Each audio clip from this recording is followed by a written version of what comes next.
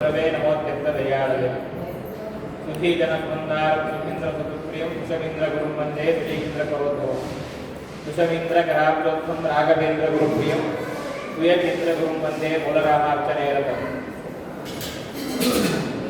ಮಧ್ವನವರಾತ್ರೋತ್ಸವದ ಅಂಗವಾಗಿ ಪ್ರತಿನಿತ್ಯವೂ ಕೂಡ ಮಧ್ವಾಚಾರ್ಯರ ನಾವು ಅವರ ಚರಿತ್ರೆಯನ್ನ ನಾರಾಯಣ ಪಂಡಿತಾಚಾರ್ಯರು ಏನು ಮಧ್ವ ವಿಜಯದಲ್ಲಿ ನಮಗೆ ಸಂಗ್ರಹವನ್ನು ಮಾಡಿಕೊಟ್ಟಿದ್ದಾರೆ ಅದಕ್ಕೆ ಅನುಗುಣವಾಗಿ ನೋಡುತ್ತಾ ಬಂದಿದ್ದೇವೆ. ನಿನ್ನೆಯ ದಿನ ಪುಟ್ಟ ಬಾಲಕನಾದಂತಹ ವಾಸುದೇವನು ಪೂರ್ಣಪ್ರಜ್ಞರಾಗಿದ್ದಾನೆ. ವೇದಾಂತ ಸಾಮ್ರಾಜ್ಯದಲ್ಲಿ ಇನ್ನೂ ಅಭಿಷೇಕ ಮಾಡಿಲ್ಲ. ಪೂರ್ಣಪ್ರಜ್ಞರಾಗಿ ಬದ್ರಿಕಾಶ್ರಮಕ್ಕೂ ಕೂಡ ಹೋಗಿದ್ದಾರೆ ಎಂಬಲ್ಲಿಗೆ ನಿನ್ನೆಯ ದಿನ ನಾವು ಕೇಳಿದ್ದೇವೆ. ಇವತ್ತು ಆ ಪೂರ್ಣಪ್ರಜ್ಞರಾದಂತಹ ವಾಯುದೇವರು ವೇದವ್ಯಾಸ ದೇವರನ್ನ ಆ ಬದ್ರಿಕಾಶ್ರಮದಲ್ಲಿ ಕಾಣುತ್ತಾರೆ. ತದನಂತರದಲ್ಲಿ ಆ ವೇದವ್ಯಾಸ ದೇವರು ಅವರಿಗೆ ಬ್ರಹ್ಮಸೂತ್ರಗಳಿಗೆ ಭಾಷ್ಯವನ್ನು ಬರಲಿಕ್ಕೆ ಆದೇಶವನ್ನು ಕೊಡುತ್ತಾರೆ. ಈ ಎಲ್ಲ ಕಥೆಯನ್ನು ನಾವು ಇವತ್ತಿನ ದಿನದ ಪ್ರವಚನದಲ್ಲಿ ನಾವು ಕೇಳಲಿಕ್ಕಿದ್ದೇವೆ. ಇವತ್ತಿನ ಪ್ರವಚನಗಾರರು ವಿದ್ವಾಂಸರಾದಂತಹ ಬದ್ರಿಯಾಚಾರ್ಯ ಪುರಾಣಿಕ್ ಅವರು. ಮಂತ್ರಾಲಯದಲ್ಲಿ ಏನು ಪ್ರಸಿದ್ಧವಾದಂತಹ ಪುರಾಣಿಕ ಮನೆತನ ಇದೆ, ಆ ಮನೆತನದಲ್ಲೇ ಬಂದವರು. ವಿಶೇಷವಾಗಿ ಈಗಿನ ಶ್ರೀಪಾದಂಗಳವರಲ್ಲೇ 12 ವರ್ಷಗಳ ಕಾಲ ಸಮಗ್ರ ವೇದಾಂತ ಅಧ್ಯಯನವನ್ನು ಮಾಡಿ 2 ವರ್ಷಗಳ ಹಿಂದೆ ಸುಧಾ ಪರೀಕ್ಷೆಯನ್ನು ಕೊಟ್ಟು ಅವರಲ್ಲಿ ಏನೇ ಸುಧಾಮಂಗಳವನ್ನು ಕೂಡ ಆಚಾರ್ಯರು ಮಾಡಿಕೊಂಡಿದ್ದಾರೆ. ಪ್ರಸ್ತುತ ಇಲ್ಲಿ ವೇದಾಂತ ಪಾಠಗಳನ್ನು ಹೇಳ್ತಾ ಇದ್ದಾರೆ. ಅಂತಹ ಆಚಾರ್ಯರಿಗೆ ಈ ಸಮಯದಲ್ಲಿ ಸ್ವಾಗತವನ್ನು ಕೋರಿ ಅವರಿಗೆ ನಾವು ಪ್ರವಚನವನ್ನು ನೀಡಬೇಕೆಂಬುದಾಗಿ ಪ್ರಾರ್ಥನೆಯನ್ನು ಮಾಡ್ತಾ ಇದ್ದೇವೆ.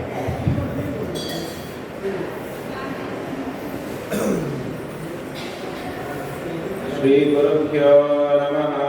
ಹರಿ ಓಂ. ಯತ್ಪದಂ ವೇದ ಸಂವೇದ್ಯಂ ಕಟಾಕ್ಷೇನಾಭಿರೀಕ್ಷಿತುಂ ನಚ್ಯಮಂತೆ ವಿಮದಯಃ ನಮುಪಾದೇ ಶ್ರೀಯತ್ಪದಿಂ ಶುದ್ಧಾನಂದೋ ಸಂವಿದ್ಯುತಿ ಬಲಬಹುಲೋ ದಾರ್ಯವೀರ್ಯಾದಿದೇಹಂ ಚಿಂತಾ ಸಂತಾಪಲೇಕೋದ್ಭವಮೃತಿಮುಖರಾಚೇಜದೋಷಾದಿದೂರಂ ಸಭ್ಯವೈರಾಗ್ಯಭಕ್ತಿಶ್ರುತಿಮತಿನಿಯತಜ್ಞಾನಜಜ್ಞಾನಯೋಗಾತ್ ಗಮ್ಯಂ ವಂದೇ ಮುಕುಂದಾವಿದಮಮಲಮಲಂ ಬ್ರಹ್ಮವೇದಾಂತವೇದ್ಯಂ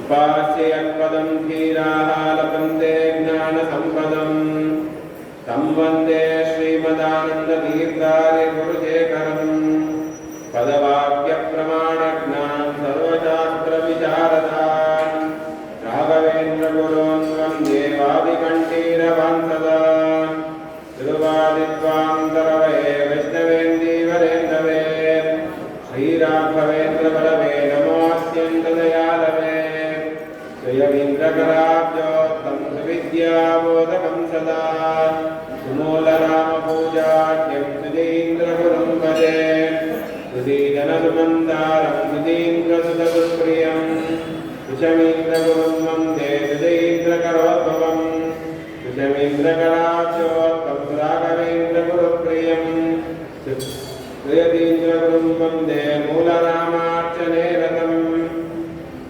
श्रीब्रह्मार्चितमूलनामोजगः विद्यामठाधीश्वरः विद्वद्वर्गसुभूषितश्रियतिवरः टीकार्यसंसेवकः छात्राणां हृदयेषुराजिति सदा योऽसौ सुकर्मन्दिराट् धीयात् श्रीसुबुधेन्द्रसंयमिमणिः वेदान्तराज्ये चिरम्. श्रीगुरुभ्यो नमः. ಅಧುನಾಪೀಠದಲ್ಲಿ ವಿರಾಜಮಾನರಾದ ಪರಮ ಪೂಜ್ಯ ಶ್ರೀಪಾದಂಗಳವರಲ್ಲಿ ನನ್ನ ಅನಂತಾನಂದ ಭಕ್ತಿ ಶಿರಸಾಷ್ಟಾಂಗ ಪ್ರಣಾಮಗಳನ್ನು ಸಲ್ಲಿಸುತ್ತಾ, ಶ್ರೀಪಾದಂಗಳವರ ಆದೇಶದ ಮೇರೆಗೆ ಮಧ್ವನವರಾತ್ರೋತ್ಸವದ ಅಂಗವಾಗಿ 9 ದಿನಗಳ ಕಾಲ ಒಬ್ಬೊಬ್ಬ ವಿದ್ವಾಂಸರಿಂದ ಶ್ರೀಮಠದಲ್ಲಿ ಉಪನ್ಯಾಸ ಎನ್ನುವುದು ನಡೀತಾ ಇದೆ. ಅದರ ಹಿನ್ನೆಲೆಯಲ್ಲಿ ಇಂದು ನನಗೆ ಕೊಟ್ಟಂತಹ ವಿಷಯ ಶ್ರೀಮದ್ ಆಚಾರ್ಯರು ವೇದವ್ಯಾಸರ ದರ್ಶನ ಮತ್ತೆ ಬ್ರಹ್ಮಸೂತ್ರ ರಚನೆ ಮಾಡಲಿಕ್ಕೆ ಆದೇಶ. ಈ ವಿಷಯದ ಬಗ್ಗೆ ಮಾತನಾಡಲಿಕ್ಕೆ ನನಗೆ ಕೊಟ್ಟಿದ್ದಾರೆ. ಅದನ್ನು ಆರಂಭ ಮಾಡುತ್ತೇನೆ. ಶ್ರೀಮದ್ ಆಚಾರ್ಯರು ಬದರಿಕಾಶ್ರಮಕ್ಕೆ ಹೋದಾಗ ಅಲ್ಲಿ ವೇದವ್ಯಾಸ ದೇವರು ಇರ್ತಾರೆ. ಅಂದ್ರೆ ಈ ಬದರಿ ವೃಕ್ಷದ ಕೆಳಗಡೆ ವೇದವ್ಯಾಸ ದೇವರು ಕುಳಿತುಕೊಂಡಿರುವಾಗ ಶ್ರೀಮದಾಚಾರ್ಯರು ದೂರದಿಂದ ಬರ್ತಾ ಇರ್ತಾರೆ. ದೂರದಿಂದ ಬರಬೇಕಾದ ಸಂದರ್ಭದಲ್ಲಿ ಅವರನ್ನು ನೋಡಿದಂತಹ ವೇದವ್ಯಾಸ ದೇವರ ಶಿಷ್ಯರಾದಂತಹ ಅನೇಕ ಮುನಿಗಳು ಆಶ್ಚರ್ಯ ಪಡ್ತಾರಂತೆ. ತಮಿಮಂ ಪ್ರವಿಶಂತ ಮಾಶ್ರಮಂ ವೇದಿಕಾಶ್ರಿಯಂ ಕಿಂಚದುದಾರ್ಥಲಕ್ಷಣಂ ಅಪರಸ್ಪರ ಮತ್ಸರ ಪ್ರಜನ್ನನು ವೈಕುಂಠ ವಿವಾಚ್ಯುತಲಾಯಂ. ಈ ರೀತಿಯಾಗಿ ಆ ವೇದವ್ಯಾಸ ದೇವರ ಹತ್ತಿರವಿರುವಂತಹ ಮುನಿಗಳು ಆಚಾರ್ಯರು ಬರುವಂತಹ ಸಂದರ್ಭದಲ್ಲಿ ಅವರನ್ನು ನೋಡ್ತಾರೆ. ಅವರನ್ನು ನೋಡಿ ಆಶ್ಚರ್ಯ ಪಡ್ತಾರಂತೆ.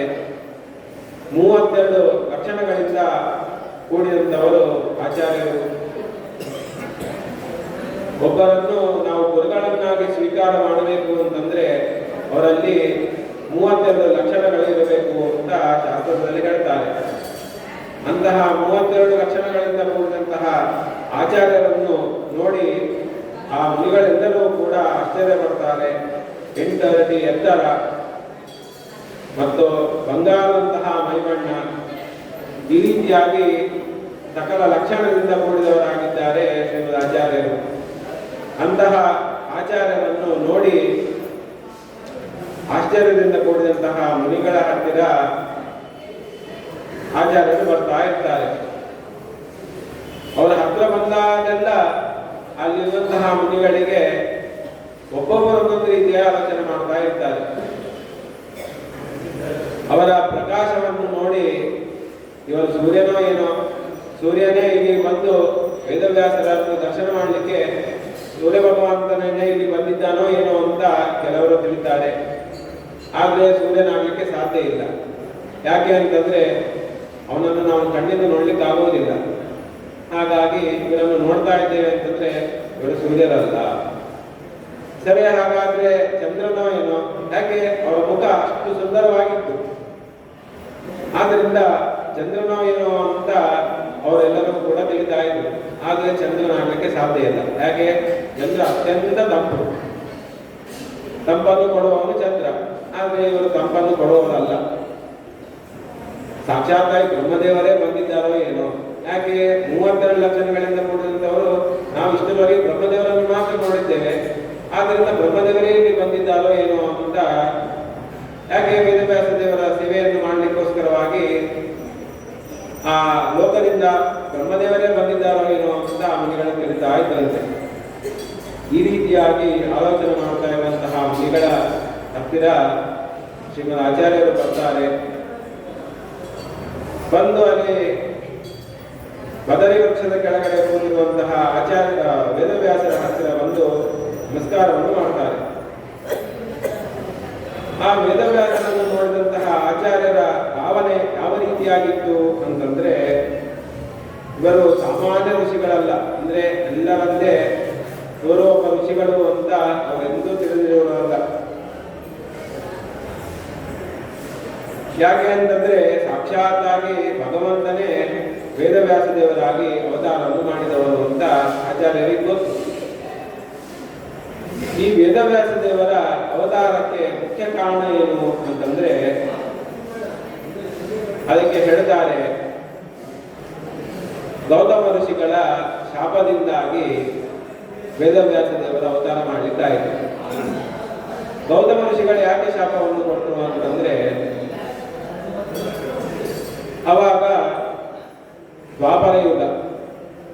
ಈ ಯುಗಗಳ ಧರ್ಮ ಏನು ಅಂತಂದ್ರೆ, ಒಂದೊಂದು ಯುಗದಲ್ಲೂ ಕೂಡ, ಅಂದ್ರೆ ಉದಾಹರಣೆಗೆ ಕೃತಯುಗದಲ್ಲಿ 100% ಜ್ಞಾನ ಅನ್ನೋದಿದ್ರೆ ದ್ವಾಪರ ಯುಗದಲ್ಲಿ 25% ಮೈನಸ್ ಆಗುತ್ತೆ. ತ್ರೇತಾಯುಗದಲ್ಲಿ 25% ಮೈನಸ್, ದ್ವಾಪರ ಯುಗದಲ್ಲಿ ಇನ್ನೊಂದು 25% ಮೈನಸ್.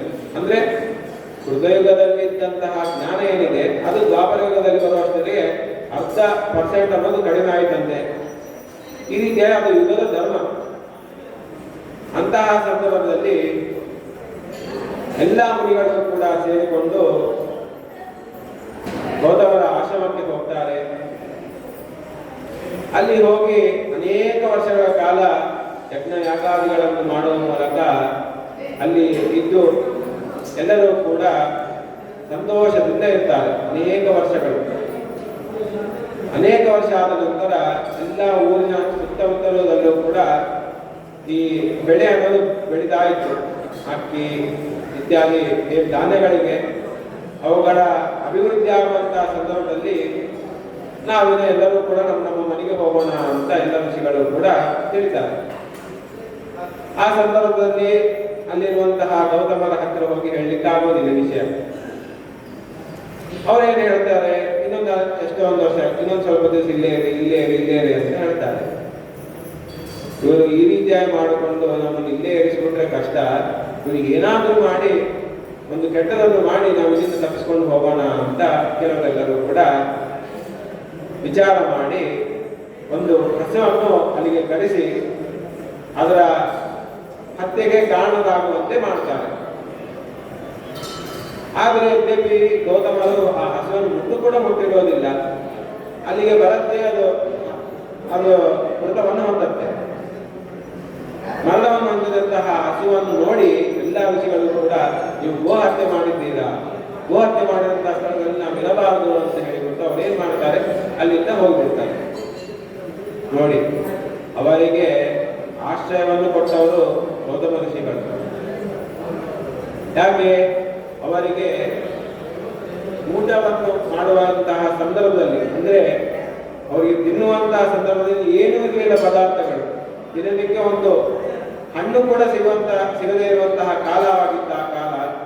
ಅಂತಹ ಬಡತನದಲ್ಲಿದ್ದಾಗಲೂ ಕೂಡ ಅವರಿಗೆ ಆಶ್ರಯವನ್ನು ಕೊಟ್ಟಂತಹ ಗೌತಮ ಋಷಿಗಳಿಗೆ ಇವರು ದ್ರೋಹ ಮಾಡುತ್ತಾರೆ. ಎಲ್ಲ ಮನೆಗಳು ಸೇರಿಬಿಟ್ಟು ಗೋ ಹತ್ಯೆ ಪಾಪ ಅಂದ್ರೆ ಅತ್ಯಂತ ಅದು ಹತ್ಯವನಿಗೆ ಯಾವ ಜನ್ಮದಲ್ಲೂ ಕೂಡ ಒಳ್ಳೆಯದಾಗುವುದಿಲ್ಲ. ಆ ರೀತಿಯಾದಂತಹ ಪಾಪ ಅದು. ಗೋ ಹತ್ಯೆ ಆಗಲಿ, ಬ್ರಾಹ್ಮಣರ ಹತ್ಯೆ ಆಗಲಿ ಇತ್ಯಾದಿಗಳನ್ನು ಮಾಡಬಾರದು ನಾವೆಂದೂ ಕೂಡ. ಅದರಲ್ಲಿ ಶ್ರೇಷ್ಠವಾದಂತಹ ಗೋವಿನ ಹತ್ಯವನ್ನು ಮಾಡಿದ್ದಾರೆ ಅಂತ ಅಪರಾಧವನ್ನು ಕಂಡುಬಿಟ್ರೆ ಅವರು ಯಾವ ರೀತಿಯಾಗಿ ತಿಳಿದ್ದಾರೆ, ಅವರಿಗೆ ಮನಸ್ಸಿಗೆ ಒಂದು ನೋವು ಅನ್ನೋದು ಉಂಟಾಗುತ್ತೆ. ಯಾಕೆ ಅಂತಂದ್ರೆ ಸಾತ್ವಿಕರಲ್ಲಿ ಒಂದು ಲಕ್ಷಣ ಇರುತ್ತೆ, ಏನು ಅಂತಂದ್ರೆ ಅವರು ಯಾರ ತಟ್ಟಿಗೂ ಹೋಗುವುದಿಲ್ಲ, ಸುಮ್ಮನೆ ಇರ್ತಾರೆ. ಅಂತವರ ಮೇಲೆ ಇವನು ಅವನಿಗೆ ಹೊಡೆದಿದ್ದಾನೆ, ಇವನು ಅವನಿಗೆ ಏನೇನೋ ಬೈದಿದ್ದಾನೆ ಅಂತ ಅಪವಾದವನ್ನು ಕಟ್ಟಿಬಿಟ್ರೆ, ಅಥವಾ ಇವನು ಅಲ್ಲಿ ಹೋಗಿ ಕಳ್ತನ ಮಾಡಿದ್ದಾನೆ ಅಂತ ಅಪವಾದವನ್ನು ಕಟ್ಟಿಬಿಟ್ರೆ ಅವಾಗ ಅವ್ರು ಯಾವ ರೀತಿಯಾಗಿ ತಿಳಿತಾರೆ ಅಂತಂದ್ರೆ, ನಾನು ಆ ತಪ್ಪನ್ನು ಮಾಡೇ ಇಲ್ಲ, ನನ್ನ ಬಗ್ಗೆ ಯಾಕೆ ಬಂತು ಅಂತ ಅದ್ರ ಬಗ್ಗೆನೇ ಆಲೋಚನೆ ಮಾಡ್ತಾ ಇರ್ತಾರೆ. ಇದು ಸಾತ್ವಿಕರ ಲಕ್ಷಣ. ಇನ್ನು ದುರ್ಜನರ ಲಕ್ಷಣ ಏನು ಅಂತಂದ್ರೆ ಸದಾ ಕೆಟ್ಟದನ್ನೇ ಮಾಡ್ತಾರೆ. ಕೆಟ್ಟದನ್ನು ಮಾಡಿದಂಥವರು ಏನು, ಅವ್ರಿಗೆ ಯಾವಾಗಲೂ ಕೆಟ್ಟದನ್ನೇ ಮಾಡ್ತಾರೆ. ಆದ್ರಿಂದ ಅವ್ರಿಗೆ ಯಾರಾದ್ರೂ ಒಂದು ಮಾತು ನೀನು ಈ ಕೆಲಸ ಮಾಡಿದ್ದೆ ಅಂತ ಹೇಳಿದ್ರೆ ಅವರು ತಲೆಗೆ ಹಚ್ಕೊಳ್ಳೋದೇ ಇಲ್ಲ. ಯಾಕೆಂತಂದ್ರೆ ಅವ್ರು ಮಾಡೋದೇ ಕೆಟ್ಟ ಕೆಲಸ. ಆದ್ರಿಂದ ನಾನು 100 ಕೆಲಸ ಮಾಡಿದ್ದೀನಿ, 10 ಕೆಲಸ ಮಾಡ್ತೀನಿ, ಅದರ ಯಾವುದೋ ಒಂದು ಆಗಿರುತ್ತೆ ಇದು ಅಂತ ತಿಳಿತಾರೆ. ಆದ್ರೆ ಸಜ್ಜನರ ಆ ರೀತಿಯಾಗಿ ತಿಳಿಯೋದಿಲ್ಲ. ಈ ಗೌತಮ ಋಷಿಗಳು ಕೂಡ ಸಜ್ಜನರಾಗಿದ್ದವರು, ಯಾರಿಗೂ ಎಂದೂ ದ್ರೋಹ ಮಾಡದೇ ಇರುವಂತವರು. ಇವರಿಗೆ ನೀವು ಗೋ ಹತ್ಯೆ ಮಾಡಿದ್ದೀರಾ, ಗೋ ಹತ್ಯೆ ಮಾಡಿದಂತಹ ಸ್ಥಳದಲ್ಲಿ ನಾವು ಇರಬಾರ್ದು ಅಂತೇಳಿ ಎಲ್ಲ ಋಷಿಗಳು ಕೂಡ ತಮ್ಮ ಮನೆಗೆ ಹೋಗಿಬಿಟ್ಟ ಸಂದರ್ಭದಲ್ಲಿ ಇವರು ಆಲೋಚನೆ ಮಾಡ್ತಾರೆ, ತಮ್ಮ ದಿವ್ಯ ದೃಷ್ಟಿಯಿಂದ ನೋಡ್ತಾರೆ, ಏನಾಗಿದೆ, ನಾನು ಮುಟ್ಟು ಕೂಡ ಮುಟ್ಟಿಲ್ಲ ಆ ಹಸುವನ್ನು, ಆ ಹಸು ಸತ್ತರು, ಅದರಿಂದ ನನಗೆ ಗೋ ಹತ್ಯೆ ಪಾಪ ಹೇಗೆ ಬರುತ್ತೆ ಅಂತ ವಿಚಾರ ಮಾಡಿದಾಗ, ಅವರ ದೃಷ್ಟಿಯಿಂದ ನೋಡಿದಾಗ ಅವರಿಗೆ ತಿಳಿಯುತ್ತೆ, ಇವರೆಲ್ಲರೂ ಕೂಡ ಸೇರಿಕೊಂಡು ನನಗೆ ಮೋಸವನ್ನು ಮಾಡಿದ್ದಾರೆ. ಆಶ್ರಯವನ್ನು ಕೊಟ್ಟಂತಹ ನನಗೆ ಮೋಸ ಮಾಡಿದ ಕಾರಣ ಇವರು ಇಲ್ಲಿ ಬಂದು ಪಡೆದಂತಹ ಏನೇನು ಜ್ಞಾನ ಇದೆ ಅವೆಲ್ಲವೂ ಕೂಡ ನಾಶ ನಾಶವಾಗಲಿ ಅಂತ ಕೇವಲ ಅವರಿಗೆ ಮಾತ್ರ ಅಲ್ಲ, ಲೋಕದಲ್ಲಿರುವಂತಹ ಎಲ್ಲರಿಗೂ ಕೂಡ ಜ್ಞಾನ ನಾಶವಾಗಲಿ ಅಂತ ಸಂಪೂರ್ಣ ಜ್ಞಾನ ನಾಶ ಅನ್ನೋದಾಯ್ತು. ಮೊದಲಿಗೆ ಯುದ್ಧ ಧರ್ಮ ಅಲ್ಲಿ 50% ಉಳಿದಿತ್ತು ಜ್ಞಾನ ಅನ್ನೋದು. ಈಗ ಸಂಪೂರ್ಣ ನಾಶ ಅಂತಂದ್ರೆ ಶೂನ್ಯ, 0. ಅಲ್ಲಿರುವಂತಹ ಜನರಿಗೆ 1% ಅಷ್ಟು ಕೂಡ ಜ್ಞಾನ ಅನ್ನೋದು ಇಲ್ಲ. ಇಂತಹ ಸಂದರ್ಭದಲ್ಲಿ ಎಲ್ಲರೂ ಕೂಡ ಸೇರಿಕೊಂಡು ದೇವತೆಗಳ ಹತ್ರ ಪ್ರಾರ್ಥನೆ ಮಾಡ್ತಾರೆ. ಎಲ್ಲ ದೇವತೆಗಳು ಸೇರಿಕೊಂಡು ಪರಮಾತ್ಮನ ಹತ್ತಿರ ಹೋಗಿ ಪ್ರಾರ್ಥನೆಯನ್ನು ಮಾಡ್ತಾರೆ. ಸ್ವಾಮಿ, ಈ ರೀತಿಯಾಗಿ ಗೌತಮರ ಶಾಪದಿಂದಾಗಿ ಭೂಲೋಕದಲ್ಲಿ ಯಾರಿಗೂ ಕೂಡ ಜ್ಞಾನ ಅನ್ನೋದೇ ಇಲ್ಲ. ಅವರೆಲ್ಲರಿಗೂ ಕೂಡ ತತ್ವಜ್ಞಾನ ಬರಬೇಕು. ಆ ತತ್ವಜ್ಞಾನಕ್ಕೋಸ್ಕರವಾಗಿ ನೀವು ಅವತಾರವನ್ನು ಮಾಡಿ ಅಂತ ಅಲ್ಲಿರುವಂತಹ ಎಲ್ಲರೂ ಕೂಡ ಸೇರಿಕೊಂಡು ಪರಮಾತ್ಮನ ಹತ್ತಿರ ಪ್ರಾರ್ಥನೆಯನ್ನು ಮಾಡ್ತಾರೆ. ಆ ಪ್ರಾರ್ಥನೆಯ ಮೇರೆಗೆ ಭಗವಂತ ವೇದವ್ಯಾಸ ರೂಪದಿಂದಾಗಿ ಅವತಾರವನ್ನು ಮಾಡ್ತಾರೆ. ಮುಂದೆ ಅವರು ವೇದಗಳಿಗೆ ವಿಭಾಗವನ್ನು ಮಾಡ್ತಾರೆ. ಋಗ್ವೇದಕ್ಕೆ ಇಷ್ಟು ಶಾಖೆ, ಯಜುರ್ವೇದಕ್ಕೆ ಇಷ್ಟು ಶಾಖೆ ಅಂತ ಹೇಳ್ತಾ ಅವರು ವೇದಗಳ ವಿಭಾಗವನ್ನು ಮಾಡಿ ಅದಕ್ಕೇನೆ ಅವರಿಗೆ ವೇದವ್ಯಾಸರು ಅಂತ ಹೆಸರನ್ನು ಬಂದಿತ್ತು. ಅವರ ನಿಜವಾದಂಥ ಹೆಸರು ಪಾದರಾಯಣರು ಅಂತ. ವೇದಗಳನ್ನು ವಿಭಾಗ ಮಾಡಿರೋದ್ರಿಂದಾಗಿ ವೇದವ್ಯಾಸರು ಅಂತ ಅವರನ್ನು ಕರೆದಿದ್ದು. ಸಾಕ್ಷಾತ್ತಾಗಿ ಪರಮಾತ್ಮನ ಅವತಾರವೇ ಈ ವೇದವ್ಯಾಸ ದೇವರ ಅವತಾರ. ಇಂತಹ ವೇದವ್ಯಾಸದ ದರ್ಶನಕ್ಕೋಸ್ಕರವಾಗಿ ಶ್ರೀಮದ್ ಆಚಾರ್ಯರು ಎಲ್ಲೋ ದಕ್ಷಿಣ ದೇಶದಲ್ಲಿದ್ದಂಥವರು, ಮೊದಲೇ ಇರೋದು ಉತ್ತರ ದೇಶದಲ್ಲಿ. ಅವರು ಆಗಿನ ಕಾಲದಲ್ಲಿ ದಕ್ಷಿಣದಲ್ಲಿ ಇದ್ದರು. ನಡೆದುಕೊಂಡು ಹೋಗಬೇಕು. ಈಗಿನ ಥರ ಫ್ಲೈಟಲ್ಲಿ ಹೋಗ್ಲಿಕ್ಕಾಗೋದಿಲ್ಲ. ಈಗ ನಾವೇನು ಮಾಡ್ತೇವೆ, ಫ್ಲೈಟಲ್ಲಿ ಬುಕ್ ಮಾಡ್ತೇವೆ, ಎಲ್ಲೋ ಇಡ್ತೇವೆ, ಅಲ್ಲಿಂದ ಇನ್ನೊಂದು ವ್ಯವಸ್ಥೆ ಮಾಡ್ಕೊತೇವೆ, ಒಂದು 2-3 ದಿನಗಳಲ್ಲಿ ಸೇರಿಬಿಡ್ತೇವೆ. ಆದರೆ ದೇವಿಯವರು ವಾಯುದೇವರು, ಅವರಿಗೆ ಕ್ಷಣ ಮಾರ್ಗದಲ್ಲೇ ಸೇರುವಂತಹ ಸಾಮರ್ಥ್ಯವೂ ಇದೆ. ಅಂತಹ ವಾಯುದೇವರ ಅವತಾರರಾದಂತಹ ಮಧ್ವಾಚಾರ್ಯರು ತಮ್ಮ ಶಿಷ್ಯರು ಕೆಲವರು ಜೊತೆಗೆ ಬರ್ತಾ ಇದ್ರಂತೆ. ಈಗ ಯಾರೂ ಕೂಡ ಬರಬೇಡಿ ಅಂತ ಹೇಳಿ ನಿಲ್ಲಿಸ್ತಾರೆ. ಅನಂತರ ಸತ್ಯನಾಥರು ಮಾತ್ರ ಅವ್ರಿಗೆ ಗೊತ್ತಾಗಲಾರ್ದ ಹಿಂದೆ ಹೋಗ್ತಾ ಇರ್ತಾರೆ. ಒಂದು ಕಡೆ ಬಂದಾಗ ಆಚಾರ್ಯರು ಅಲ್ಲಿಂದ ವಾಯುದೇವರು ಕ್ಷಣಮಾತ್ರದಲ್ಲೇನೆ ಅಲ್ಲಿಂದ ದೂರ ಹೊರಟುತ್ತಾರೆ. ಸತ್ಯನಾಥರಿಗೆ ಗೊತ್ತಾಗೋದಿಲ್ಲ ಎಲ್ಲಿದ್ದೇನೆ ಅಂತ ಹೇಳಿ. ಆಮೇಲೆ ಆಚಾರ್ಯರೇ ಬಂದು ನೀವು ವಾಪಸ್ ಹೋಗಿ, ನಿಮ್ಮಿಂದ ಒಂದು ದೊಡ್ಡ ಕಾರ್ಯ ಆಗೋದಿದೆ ಅಂತ ಹೇಳ್ತಾರೆ. ಆಚಾರ್ಯರು ಈ ರೀತಿಯಾಗಿ ಎಲ್ಲವನ್ನೂ ಕೂಡ ದಾಟಿ ವೇದವ್ಯಾಸರ ಆಶ್ರಮಕ್ಕೆ ಬರ್ತಾರೆ. ಯಾಕೆ ಅವರು ಇಷ್ಟೆಲ್ಲ ಮಾಡಿದ್ರು ಅಂತಂದ್ರೆ, ಭಗವಂತನ ಅವತಾರ, ಅವರಿಂದ ನಾವು ತತ್ವಜ್ಞಾನ ಪಡೆಯಬೇಕು ಅಂತ ಹೇಳಿ ಆಚಾರ್ಯರು, ಯದ್ಯಪಿ ಅವರು ತತ್ವಜ್ಞಾನವನ್ನು ಪಡೆದವರೇ, ಇನ್ನಿಷ್ಟು ಪಡೆಯಬೇಕು. ಯಾಕೆ ಅಂತಂದ್ರೆ ಇವಾಗ ಜ್ಞಾನ ಅನ್ನೋದು ಎಷ್ಟು ನಾವು ಪಡಿತಾ ಇರ್ತೇವೋ ಅಷ್ಟು ಅಭಿವೃದ್ಧಿ ಅನ್ನೋದು ಆಗ್ತಾ ಇರುತ್ತೆ. ಅದನ್ನು ಯಾರೂ ಕೂಡ ಕಳ್ತನ ಮಾಡ್ಲಿಕ್ಕೆ ಆಗುವುದಿಲ್ಲ. ಈಗ ನಮ್ಮಲ್ಲಿ ಒಂದು 100 ರೂಪಾಯಿ ಇದ್ದಂತೆ ಅವನಾದ್ರೂ ಕಳ್ತನ ಮಾಡ್ಬೋದು. ನಮ್ಮಲ್ಲಿ ಜ್ಞಾನ ಇದ್ರೆ ಯಾವನೂ ಕೂಡ ಕಳ್ತನ ಮಾಡ್ಲಿಕ್ಕೆ ಆಗುವುದಿಲ್ಲ. ಅದಕ್ಕೋಸ್ಕರವಾಗಿ ನಾವೆಲ್ಲರೂ ಕೂಡ ಜ್ಞಾನದ ಕಡೆ ದೃಷ್ಟಿ ಇಡಬೇಕೆ ಹೊರತು ಹಣದ ಕಡೆ ದೃಷ್ಟಿ ಇಡಬಾರ್ದು. ಹಾಗಂತೇಳಿ ಹಣ ಇಲ್ಲದೆ ಹೋದ್ರೆ ಇಲ್ಲಿ ಜಗತ್ತನ್ನು ನಡೆಯೋದಿಲ್ಲ.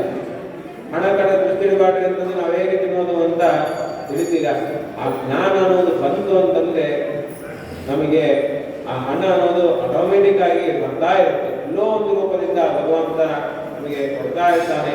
ನಾವು ಭಗವಂತನಲ್ಲಿ ವಿಶ್ವಾಸವನ್ನು ಇಟ್ಟು ನಾವು ನಮ್ಮ ಕಾರ್ಯಗಳಲ್ಲಿ ತೊಡಗಿದರೆ ಭಗವಂತ ನಮಗೆ ಯಾವುದೋ ಒಂದು ರೂಪದಿಂದ ಬಂದು ಸಹಾಯವನ್ನು ಮಾಡ್ತಾನೆ. ಈ ರೀತಿಯಾಗಿ ವೇದವ್ಯಾಸ ದೇವರ ಹತ್ತಿರ ಅಲ್ಲಿಗೆ ಬರ್ತಾರೆ. ಬಂದಾಗ ಆ ವೇದವ್ಯಾಸ ದೇವರ ರೂಪವನ್ನು ನೋಡ್ತಾರೆ. ರೂಪವನ್ನು ನೋಡಿ ವರ್ಣನೆ ಮಾಡಲಿಕ್ಕೆ ಪ್ರಾರಂಭ ಮಾಡ್ತಾರೆ.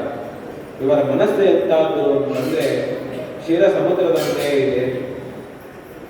ಇವಾಗ ಕ್ಷೀರ ಸಮುದ್ರದಲ್ಲಿ ಮಥನ ಮಾಡಿದಾಗ ಲಕ್ಷ್ಮೀದೇವಿಯ ಪ್ರಾದುರ್ಭಾವ ಅನ್ನೋದಾಯಿತು.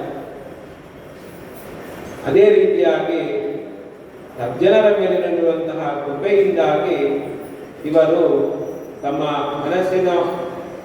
ಮನಸ್ಸೆಂಬ ಕ್ಷೀರ ಸಮುದ್ರದಲ್ಲಿ ಸಜ್ಜನರ ಕೃಪೆ ಎಂಬ ಪರ್ವತದಿಂದ ಮಥನ ಮಾಡಿದಾಗ ಈ ವೇದಗಳ ಪ್ರಾದುರ್ಭಾವ ಅನ್ನೋದು ಆಯಿತು ಅಂತ ಅವರು ಚಿಂತನೆ ಮಾಡ್ತಾ ಇದ್ದಾರೆ. ಇನ್ನು ಅಷ್ಟೇ ಅಲ್ಲ, ಸಮುದ್ರ ಮಥನ ಕಾಲದಲ್ಲಿ ಈ ಚಂದ್ರ, ಪಾರಿಜಾತ, ಅಮೃತ ಇವುಗಳು ಬಂದು ಆ ಸಮುದ್ರ ಮಥನದಿಂದಾಗಿ ಬಂದಂತಹ ಪದಾರ್ಥಗಳು ಇವೆಲ್ಲವೂ ಕೂಡ. ಅದೇ ರೀತಿಯಾಗಿ ಈ ಸಜ್ಜನರ ಕೃಪೆ ಎಂಬ ಪರ್ವತದಿಂದಾಗಿ ವೇದವ್ಯಾಸರ ದೇವರ ಮನಸ್ಸೆಂಬ ಕ್ಷೀರ ಸಮುದ್ರವನ್ನು ಮಥನ ಮಾಡಿದಾಗ ಆ ಮನಸ್ಸಿನಿಂದಾಗಿ ಪುರಾಣಗಳು, ಮಹಾಭಾರತ, ಬ್ರಹ್ಮಸೂತ್ರಗಳು ಎನ್ನುವಂತಹ ಪದಾರ್ಥಗಳು ಹೊರಗೆ ಬಂದವು ಅಂತ ಅವರು ಚಿಂತನೆ ಮಾಡ್ತಾರೆ. ಸತಿಜಾತವ ದಿವ್ಯಜಾತ್ಯತ ಪ್ರವರಂ ಸೂತ್ರಗಣಾನೃತಂ ಸ್ವಯಂ ಅಂತ ಆಚಾರ್ಯರು ಇಲ್ಲಿ ಈ ರೀತಿಯಾಗಿ ಅವರ ಮನಸ್ಸು ಕ್ಷೀರ ಸಮುದ್ರದಂತೆ ಇದೆ ಅಂತ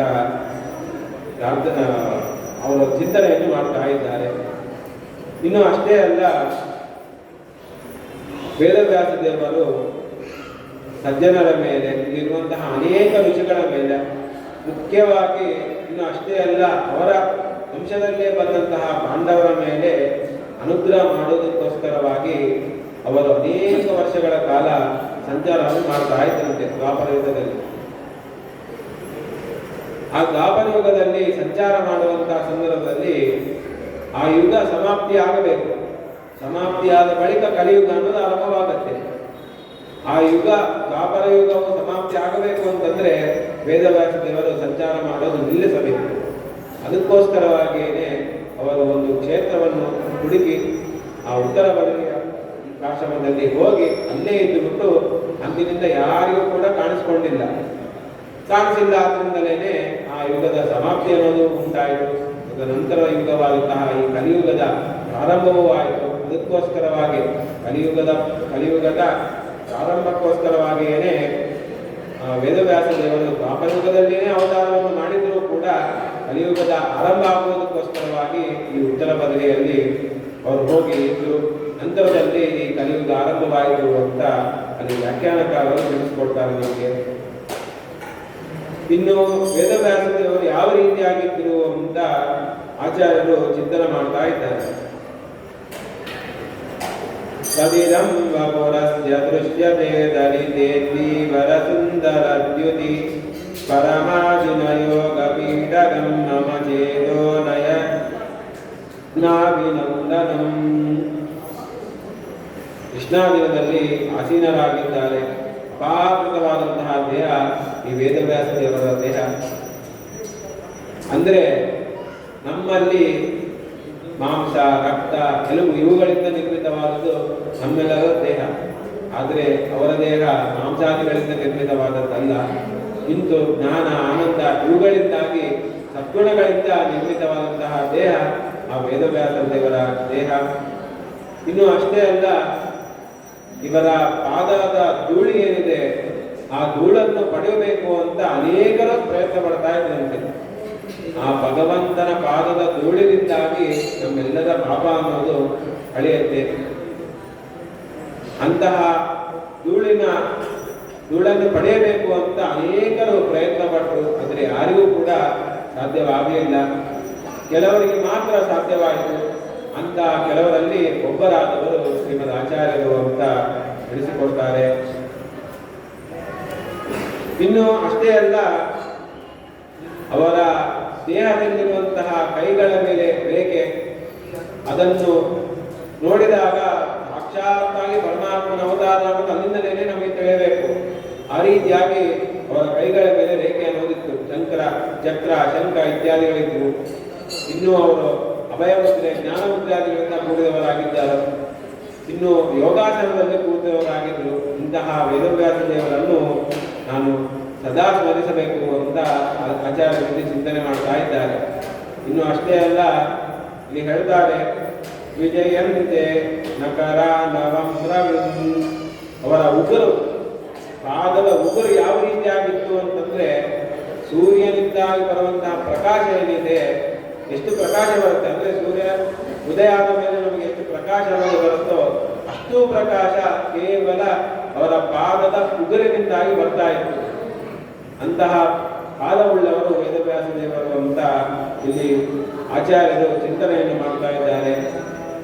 ಇನ್ನು ಅಷ್ಟೇ ಅಲ್ಲ, ಅವರ ಹೃದಯ ಎಂತಾದ್ದು ಅಂತ ಮುಂದೆ ಚಿಂತನೆ ಮಾಡ್ತಾರೆ. ಅವರು ಕೂತಿರುವಾಗ ನಾವು ಈಗ ಕೂತ್ಕೊಂಡ್ರೆ ನಮ್ಮ ಮೇಲಿರುವ ಜನಿವಾರ ಕಾಣುತ್ತೆ, 3 ಎಳೆ ಜನಿವಾರ. ಆ 3 ಎಳೆ ಜನಿವಾರವನ್ನು ನೋಡಿದಾಗ ಆಚಾರ್ಯ ತಿಳಿದು 3 ವೇದಗಳ ವಿಭಾಗವನ್ನು ಮಾಡಿದವಂತಹ ಸಾಮರ್ಥ್ಯವುಳ್ಳವರು ಈ ವೇದವ್ಯಾಸ ದೇವರು ಅಂತ. ಇನ್ನು ಅಷ್ಟೇ ಅಲ್ಲ, ಆ ಹೃದಯದ ಒಳಗಡೆ, ಇದು ದೇಹದ ಮೇಲೆ, ಹೃದಯದ ಒಳಗಡೆ ಬ್ರಹ್ಮಸೂತ್ರಗಳನ್ನು ಬರೆದಂತಹ, ಅಂದ್ರೆ ಬ್ರಹ್ಮಸೂತ್ರಗಳನ್ನು ಒಳಗಡೆ ಇಟ್ಕೊಂಡಂತವರು ಈ ವೇದವ್ಯಾಸ ದೇವರು. ನಮಗೆಲ್ಲರಿಗೂ ಕೂಡ ತತ್ವಜ್ಞಾನವನ್ನು ಕೊಡುವುದಕ್ಕೋಸ್ಕರವಾಗಿ ಪರಮಾತ್ಮ ಈ ವೇದವ್ಯಾಸ ರೂಪದಿಂದಾಗಿ ತನ್ನ ಲೋಕವನ್ನು ಬಿಟ್ಟು ಇಲ್ಲಿಗೆ ಬಂದಿದ್ದಾನೆ ಅಂತ ಆಚಾರ್ಯರು ಹೇಳ್ತಾ ಇದ್ದಾರೆ.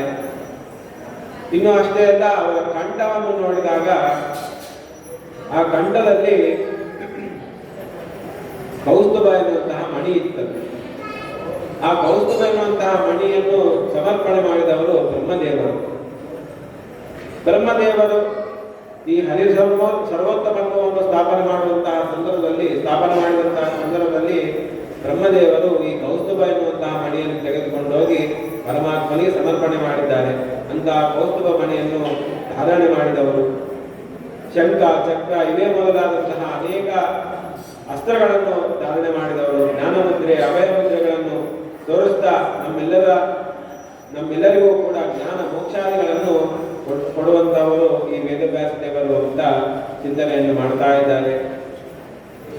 ಈ ಸಂಸಾರ ಎನ್ನುವಂತಹ ಏನು ಬಂಧನ ಇದೆ, ಈ ಬಂಧನ ಅನ್ನೋದು ನಮಗೆ ನಾಶವಾಗಬೇಕು ಅಂತಂದ್ರೆ ಅಲ್ಲಿ ಮುಖ್ಯವಾಗಿ ಬೇಕಾದದ್ದು ಭಗವಂತನ ತತ್ವಜ್ಞಾನ. ಭಗವಂತನ ತತ್ವಜ್ಞಾನದಿಂದಲೇ ಈ ಸಂಸಾರ ಎನ್ನುವಂತಹ ಬಂಧನದಿಂದ ನಾವು ಹೊರಗೆ ಬರ್ತೇವೆ. ಆ ಸಂಸಾರವೆಂಬ ಬಂಧನವನ್ನು ಕೊಡುವವನು ಅವನೇ, ಆ ಸಂಸಾರವೆಂಬ ಬಂಧನವನ್ನು ನಾಶ ಮಾಡುವಂತವನು ಅವನೇ. ಈಗ ಉದಾಹರಣೆಗೆ ಒಬ್ಬ ವ್ಯಕ್ತಿ ಹತ್ತಿರ ಅಧಿಕಾರ ಇತ್ತು ಅಂತಂದ್ರೆ ಅವನು ಏನು ಮಾಡ್ಲಿಕ್ಕಾದ್ರೂ ಸಾಧ್ಯವಾಗುತ್ತೆ. ನಮ್ಮನ್ನು ಕೆಲಸದಲ್ಲಿ ಇಟ್ಕೊಳ್ಳುವಂತಹ ಸಾಮರ್ಥ್ಯನೂ ಅವನಿಗೆ ಇರುತ್ತೆ, ನಮ್ಮನ್ನು ಕೆಲಸದಿಂದ ಹೊರಗೆ ಹಾಕುವಂತಹ ಸಾಮರ್ಥ್ಯನೂ ಅವನಿಗೆ ಇರುತ್ತೆ. ಈ ರೀತಿಯಾಗಿ ಸಂಸಾರವೆಂಬ ಬಂಧನದಿಂದ ನಮ್ಮನ್ನು ಮುಕ್ತಿಗೊಳಿಸುವವರು ವೇದವ್ಯಾಸ ದೇವರೇ. ಅದಕ್ಕೆ ಮುಖ್ಯ ಕಾರಣವಾದದ್ದು ಭಗವಂತನ ತತ್ವಜ್ಞಾನ. ಆ ತತ್ವಜ್ಞಾನವನ್ನು ಕೂಡ ಕೊಡುವಂತವರು ವೇದವ್ಯಾಸ ದೇವರು. ಇಂತಹ ತತ್ವಜ್ಞಾನ ಮತ್ತು ಮೋಕ್ಷಗಳನ್ನು ಕೊಡುವವರು ಇವರೇ ಏನು ಅಂತ ತಿಳಿಯುವುದಕ್ಕೋಸ್ಕರವಾಗಿಯೇ ಅವರು ಜ್ಞಾನ ಮುದ್ರೆ, ಅಭಯ ಮುದ್ರೆಯನ್ನು ಧಾರಣೆ ಮಾಡಿದ್ದಾರೆ ಅಂತ ಇಲ್ಲಿ ಆಚಾರ್ಯರು ವರ್ಣನೆಯನ್ನು ಮಾಡ್ತಾ ಇದ್ದಾರೆ. ಇನ್ನು ಅಷ್ಟೇ ಅಲ್ಲ, ಅವರು ಸದಾಕಾಲ ವೇದವನ್ನು ಉಚ್ಚಾರಣೆ ಮಾಡ್ತಾ ಇರ್ತಾರೆ. ಅದಕ್ಕೆ ಏನೋ ಇಲ್ಲಿ 3 ಗೆರೆ ಇರುತ್ತೆ ಅಂತೆ ಅವರಿಗೆ, 3 ವೇದಗಳು, 3 ಗೆರೆ.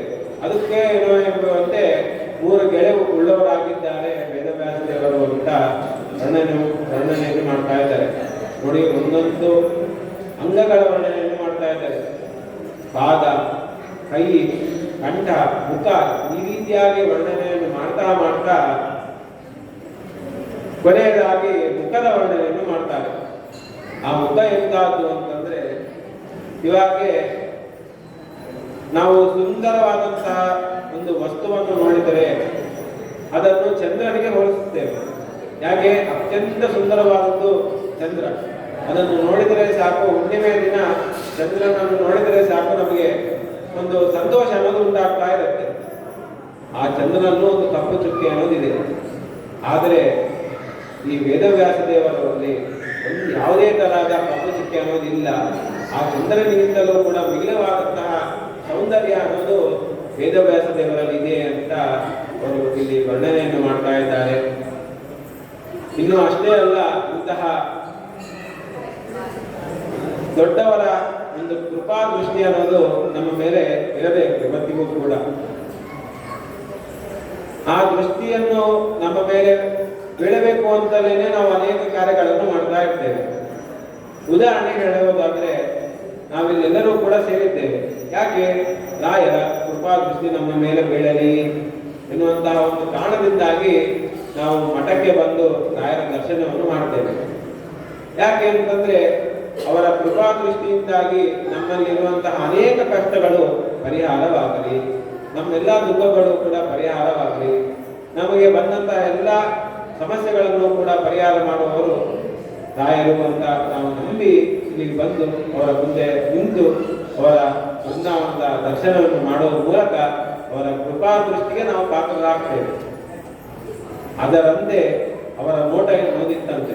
ಅವರು ನೋಡುವ ರೀತಿ ನಮ್ಮಲ್ಲಿರುವಂತಹ ಎಲ್ಲ ಅಜ್ಞಾನಗಳು, ಎಲ್ಲ ಕಷ್ಟಗಳು, ಎಲ್ಲ ದುಃಖಾದಿಗಳು ನಾಶವಾಗಲಿ ಎನ್ನುವಂತಹ ನೋಟ ವೇದವ್ಯಾಸ ದೇವರ ನೋಟವಾಗಿತ್ತು. ಇನ್ನು ಅದೇ ರೀತಿಯಾಗಿ ಅವರ ಬಣ್ಣ ಯಾವ ರೀತಿಯಾಗಿತ್ತು ಅಂತಂದ್ರೆ ಕಪ್ಪು ಬಣ್ಣ. ಆ ಕಪ್ಪು ಬಣ್ಣದಿಂದ ಕೂಡಿದವರು ವೇದವ್ಯಾಸ ದೇವರು. ಅವರ ಜಟೆ ಯಾವ ರೀತಿಯಾಗಿತ್ತು ಅಂತಂದ್ರೆ ಕೆಂಪು ಜಟೆ. ಇವಾಗ ಒಂದು ಕಪ್ಪಾದಂತಹ ಮೋಡದಿಂದ ಒಂದು ಮಿಂಚು ಬಂದಾಗ ನಾವು ಆಕಾಶವನ್ನು ನೋಡಿದರೆ ಯಾವ ರೀತಿಯಾಗಿ ಇರುತ್ತೋ ಆ ರೀತಿಯಾಗಿ ಒಂದು ರೂಪ ಆ ಮುಖದಲ್ಲಿ ಅನ್ನೋದಿತ್ತು ಅಂತ ಇಲ್ಲಿ ವರ್ಣನೆಯನ್ನು ಮಾಡ್ತಾ ಇದ್ದಾರೆ. ಇನ್ನು ಅಷ್ಟೇ ಅಲ್ಲ, ಇಷ್ಟರವರೆಗೆ ದೇಹದ ಹೊರಗಿನ ಭಾಗದ ವರ್ಣನೆಯನ್ನು ಮಾಡಿದರು. ಪಾದ, ಕೈ, ಮುಖ, ಕಂಠ, ಆ ಜಟೆ ಇತ್ಯಾದಿಗಳನ್ನು ವರ್ಣನೆಯನ್ನು ಮಾಡಿದರು. ಇವಾಗ ಪರಮಾತ್ಮನ ಒಳಗಡೆ ಇರುವಂತಹ ಗುಣಗಳನ್ನು ಆಚಾರ್ಯರಲ್ಲಿ ವರ್ಣನೆಯನ್ನು ಮಾಡ್ತಾರೆ. ಅಂದ್ರೆ ಅವರು ಈ ರೀತಿಯಾಗಿ ಚಿಂತನೆ ಮಾಡಿದ್ದಾರೆ ಅಂತೇಳಿ ಇಲ್ಲಿ ನಾರಾಯಣ ಪಂಡಿತಾಚಾರ್ಯರು ಮಾಡ್ತಾ ಇದ್ದಾರೆ. ಸಾಕ್ಷಾತ್ತಾಗಿ ಲಕ್ಷ್ಮೀದೇವಿ, ಪರಮಾತ್ಮನ ಹೆಂಡತಿಯಾದಂತಹ ಲಕ್ಷ್ಮೀದೇವಿಯು ಪರಮಾತ್ಮನಲ್ಲಿ ಎಷ್ಟು ಗುಣಗಳಿವೆ ಅಂತ ನೋಡಬೇಕು ಅಂತ ಆ ಪಾದದಿಂದ ಆರಂಭ ಮಾಡ್ತಾಳೆ. ನಾವು ಒಬ್ಬ ವ್ಯಕ್ತಿಯನ್ನು ಅಳೆಯಬೇಕು ಅಂತಾದ್ರೆ, ತಿಳಿಯಬೇಕು ಅಂತಾದ್ರೆ ಮೊದಲಿಗೆ ಪಾದದಿಂದ ತಲೆಯವರೆಗೆ ನೋಡ್ತಾರೆ. ಯಾರೇ ಆದ್ರೂ ಅಷ್ಟೇ. ಒಬ್ಬ ವ್ಯಕ್ತಿ ಬಂದ್ರೆ ಕೆಳಗಿಂದ ಮೇಲೆ ನೋಡ್ತೇವೆ ನಾವು. ಯಾಕೆ ಇವನು ಯಾರಪ್ಪ ಅಂತೇಳಿ ತಿಳಿಯೋದಕ್ಕೋಸ್ಕರವಾಗಿ ನಾವು ಕೆಳಗಿಂದಲೇ ಮೇಲೆ ನೋಡ್ತೇವೆ. ಇವರು ಸಾಮಾನ್ಯವಾಗಿ ಅಬ್ಸರ್ವ್ ಮಾಡ್ತೇವೆ. ನಾವು ಯಾರೋ ಒಬ್ಬ ವ್ಯಕ್ತಿ ಬಂದ ಅಂತಂದ್ರೆ ಮುಖದಿಂದ ಕೆಳಗೆ ನೋಡೋದಿಲ್ಲ, ಕೆಳಗಿಂದ ಮೇಲೆ ನೋಡ್ತೇವೆ ಮೊದಲಿಗೆ. ಯಾಕೆ ಅಂತಂದ್ರೆ ಒಬ್ಬ ವ್ಯಕ್ತಿಯನ್ನು ಅಳೆಯಬೇಕಾದ್ರೆ, ಅವನು ಎಂಥವನು ಅಂತ ನಾವು ಅಳೆಯಬೇಕಾದ್ರೆ ಪಾದದಿಂದಲೇ ನೋಡಬೇಕು. ಅದಕ್ಕೋಸ್ಕರವಾಗಿ ಲಕ್ಷ್ಮೀದೇವಿಯು ಭಗವಂತನ ಗುಣಗಳನ್ನು ತಿಳಿಯಬೇಕು ಅಂತ ಇಚ್ಛೆ ಪಟ್ಟು ಏನ್ ಮಾಡಿದಳು, ಭಗವಂತನ ಪಾದದ ಉಗುರಿನಿಂದ ಪ್ರಾರಂಭ ಮಾಡಿದ್ದಾಳೆ. ಎಷ್ಟು ಯುಗಗಳಾದವು, ಎಷ್ಟು ವರ್ಷಗಳಾದವು, ಎಷ್ಟು ಯುಗಗಳಾದವು, ಇನ್ನೂ ಎಲ್ಲಿದ್ದಾಳೆ ಅಂದ್ರೆ ಆ ಪಾದದ ಉಗುರಿನಲ್ಲೇ ಇದ್ದಾಳೆ. ಒಂದು ಪಾದದ ಉಗುರಿನಲ್ಲೇನೆ ಭಗವಂತನಿಗೆ ಅಷ್ಟು ಗುಣಗಳಿದ್ದಿದ್ರೆ ಅವಳು ತಲೆಯ ಮೇಲೆ ಬರಬೇಕು ಅಂತಂದ್ರೆ ಎಷ್ಟು ಗುಣಗಳಿರಬೇಕು ಪರಮಾತ್ಮನಲ್ಲಿ. ಅವಳಿಗೆ ಎಷ್ಟು ವರ್ಷ ಕಷ್ಟಪಡಬೇಕು ಗುಣಗಳು ಎಷ್ಟಿವೆ ಅಂತ ಲೆಕ್ಕ ಮಾಡಲಿಕ್ಕೆ. ಅಂತಹ ಸಕಲ ಗುಣ ಪರಿಪೂರ್ಣರಾದವರು ಪರಮಾತ್ಮ. ಆ ಪರಮಾತ್ಮನ ಅವತಾರದಲ್ಲಿ ಬಂದಂಥವರು ಈ ವೇದವ್ಯಾಸ ದೇವರು ಅಂತ ಇಲ್ಲಿ ಹೇಳ್ತಾರೆ. ಇನ್ನು ಅಷ್ಟೇ ಅಲ್ಲ, ಆಚಾರ್ಯರಿಗೆ ಈ ಪ್ರಪಂಚವನ್ನು ನೋಡಿದಾಗ ಅವರಿಗೆ ಒಂದು ಸಣ್ಣ ಮನೆ ಇದ್ದಂತೆ ಇತ್ತಂತೆ. ಇಲ್ಲಿ ಯಾವುದೋ ಒಂದು ಚಿಕ್ಕ ಒಂದು ರೂಮ್ ಮಾಡಿದ್ರೆ ನಾವೇ ಯಾವ ರೀತಿಯಾಗಿ ತಿಳಿತೇವೋ ಆ ರೀತಿಯಾಗಿ ಆಚಾರ್ಯರಿಗೆ ಇಡೀ ಬ್ರಹ್ಮಾಂಡ ಹಾಗೆ ಕಾಣ್ತಾ ಇತ್ತಂತೆ. ಅಂತಹ ಆಚಾರ್ಯರು ಈ ವೇದವ್ಯಾಸರನ್ನು ನೋಡಿದಾಗ ಆಶ್ಚರ್ಯದಿಂದ ಕೂಡಿದವರಾಗಿದ್ದಂತೆ. ಆ ಪುಟ್ಟ ಪ್ರಪಂಚ ಯಾವುದೋ ಅಲ್ಲ, ಈ ಪುಟ್ಟ ಪ್ರಪಂಚಕ್ಕಿಂತಲೂ ಕೂಡ ಅತ್ಯಂತ ಮಿಗಿಲಾದಂತಹ ವಿಸ್ತಾರವಾದಂತಹ ರೂಪ ನಮ್ಮ ಪರಮಾತ್ಮನದು ಅಂತ ಅವರು ಚಿಂತನೆಯನ್ನು ಮಾಡ್ತಾ ಇದ್ದಾರಂತೆ. ಈ ರೀತಿಯಾಗಿ ಆಚಾರ್ಯರು ಆ ವೇದವ್ಯಾಸ ದೇವರ ಹತ್ತಿರ ಬಂದಾಗ ನೋಡ್ತಾ ಚಿಂತನೆಯನ್ನು ಮಾಡಿ ಆಚಾರ್ಯರು ವೇದವ್ಯಾಸ ದೇವರಿಗೆ ಸಾಷ್ಟಾಂಗ ನಮಸ್ಕಾರವನ್ನು ಮಾಡ್ತಾರೆ. ಸಾಷ್ಟಾಂಗ ನಮಸ್ಕಾರವನ್ನು ಮಾಡಿದಾಗ ವೇದವ್ಯಾಸ ದೇವರು ಆ ಆಚಾರ್ಯರನ್ನು ಎಬ್ಬಿಸಿ ಆಲಿಂಗನವನ್ನು ಮಾಡಿಕೊಳ್ತಾರಂತೆ. ಯಾವ ರೀತಿಯಾಗಿ ಇವರಿಬ್ಬರ ಅಂದ್ರೆ ಅಲ್ಲಿ ಕುಳಿತಂತಹ ಜನ ನೋಡ್ತಾ ಇರಬೇಕಾದ್ರೆ ಇವರಿಬ್ಬರು ಯಾವ ರೀತಿಯಾಗಿದ್ರು ಅಂತಂದ್ರೆ, ಇವಾಗ ಮಗ ಅನೇಕ ವರ್ಷಗಳ ಕಾಲ ತಂದೆಯಿಂದ ದೂರ ಆಗಿ ಆಮೇಲೆ ಇದೇ ವಿದ್ಯಾಭ್ಯಾಸಕ್ಕೋ ಯಾವ ಮತ್ತಿತರ ಕಾರಣಗಳಿಂದಾಗಿ ದೂರ ಆಗಿ ಮತ್ತೆ ತಿರುಗಿ ಮನೆಗೆ ಬಂದಾಗ ಆ ಮಗುವನ್ನು ಯಾವ ರೀತಿಯ ಹತ್ತಿರದಲ್ಲಿ ಸೇರಿಸಿಕೊಳ್ತಾನೋ ಅಪ್ಪ, ಆ ರೀತಿಯಾಗಿ ವೇದವ್ಯಾಸ ದೇವರು ಮಧ್ವಾಚಾರ್ಯರನ್ನು ಅಷ್ಟು ಹತ್ತಿರ ಸೇರಿಸಿಕೊಂಡು ಆಲಿಂಗನವನ್ನು ಮಾಡಿದರು ಅಂತ ಇಲ್ಲಿ ವರ್ಣನೆಯನ್ನು ಮಾಡ್ತಾರೆ. ಇನ್ನು ಅಷ್ಟೇ ಅಲ್ಲ, ಇಲ್ಲಿ ನದಿಗಳ ಸಮಾಗಮ ಬಗ್ಗೆ ತೋರಿಸ್ತಾರೆ.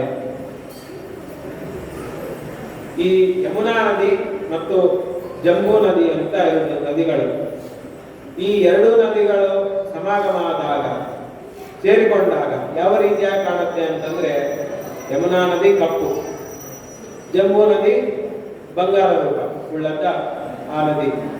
ಅದರಿಂದಾಗಿಯೇ ಬಂಗಾರದ ನಿರ್ಮಾಣವನ್ನು ಮಾಡ್ತಾರೆ ಅಂತ ಹೇಳ್ತಾರೆ. ಈ ಕಪ್ಪು ನದಿ, ಕಪ್ಪು ನೀರಿನಿಂದ, ಕಪ್ಪು ಹಣದಿಂದ ಕೂಡಿದಂತಹ ನೀರು ಉಳ್ಳದ್ದು ಯಾವುದು? ಯಮುನಾ ನದಿ. ಬಂಗಾರ ರೂಪದಿಂದ ಕೂಡಿದಂತಹ ನದಿ ಯಾವುದು? ಜಂಬೂ ನದಿ.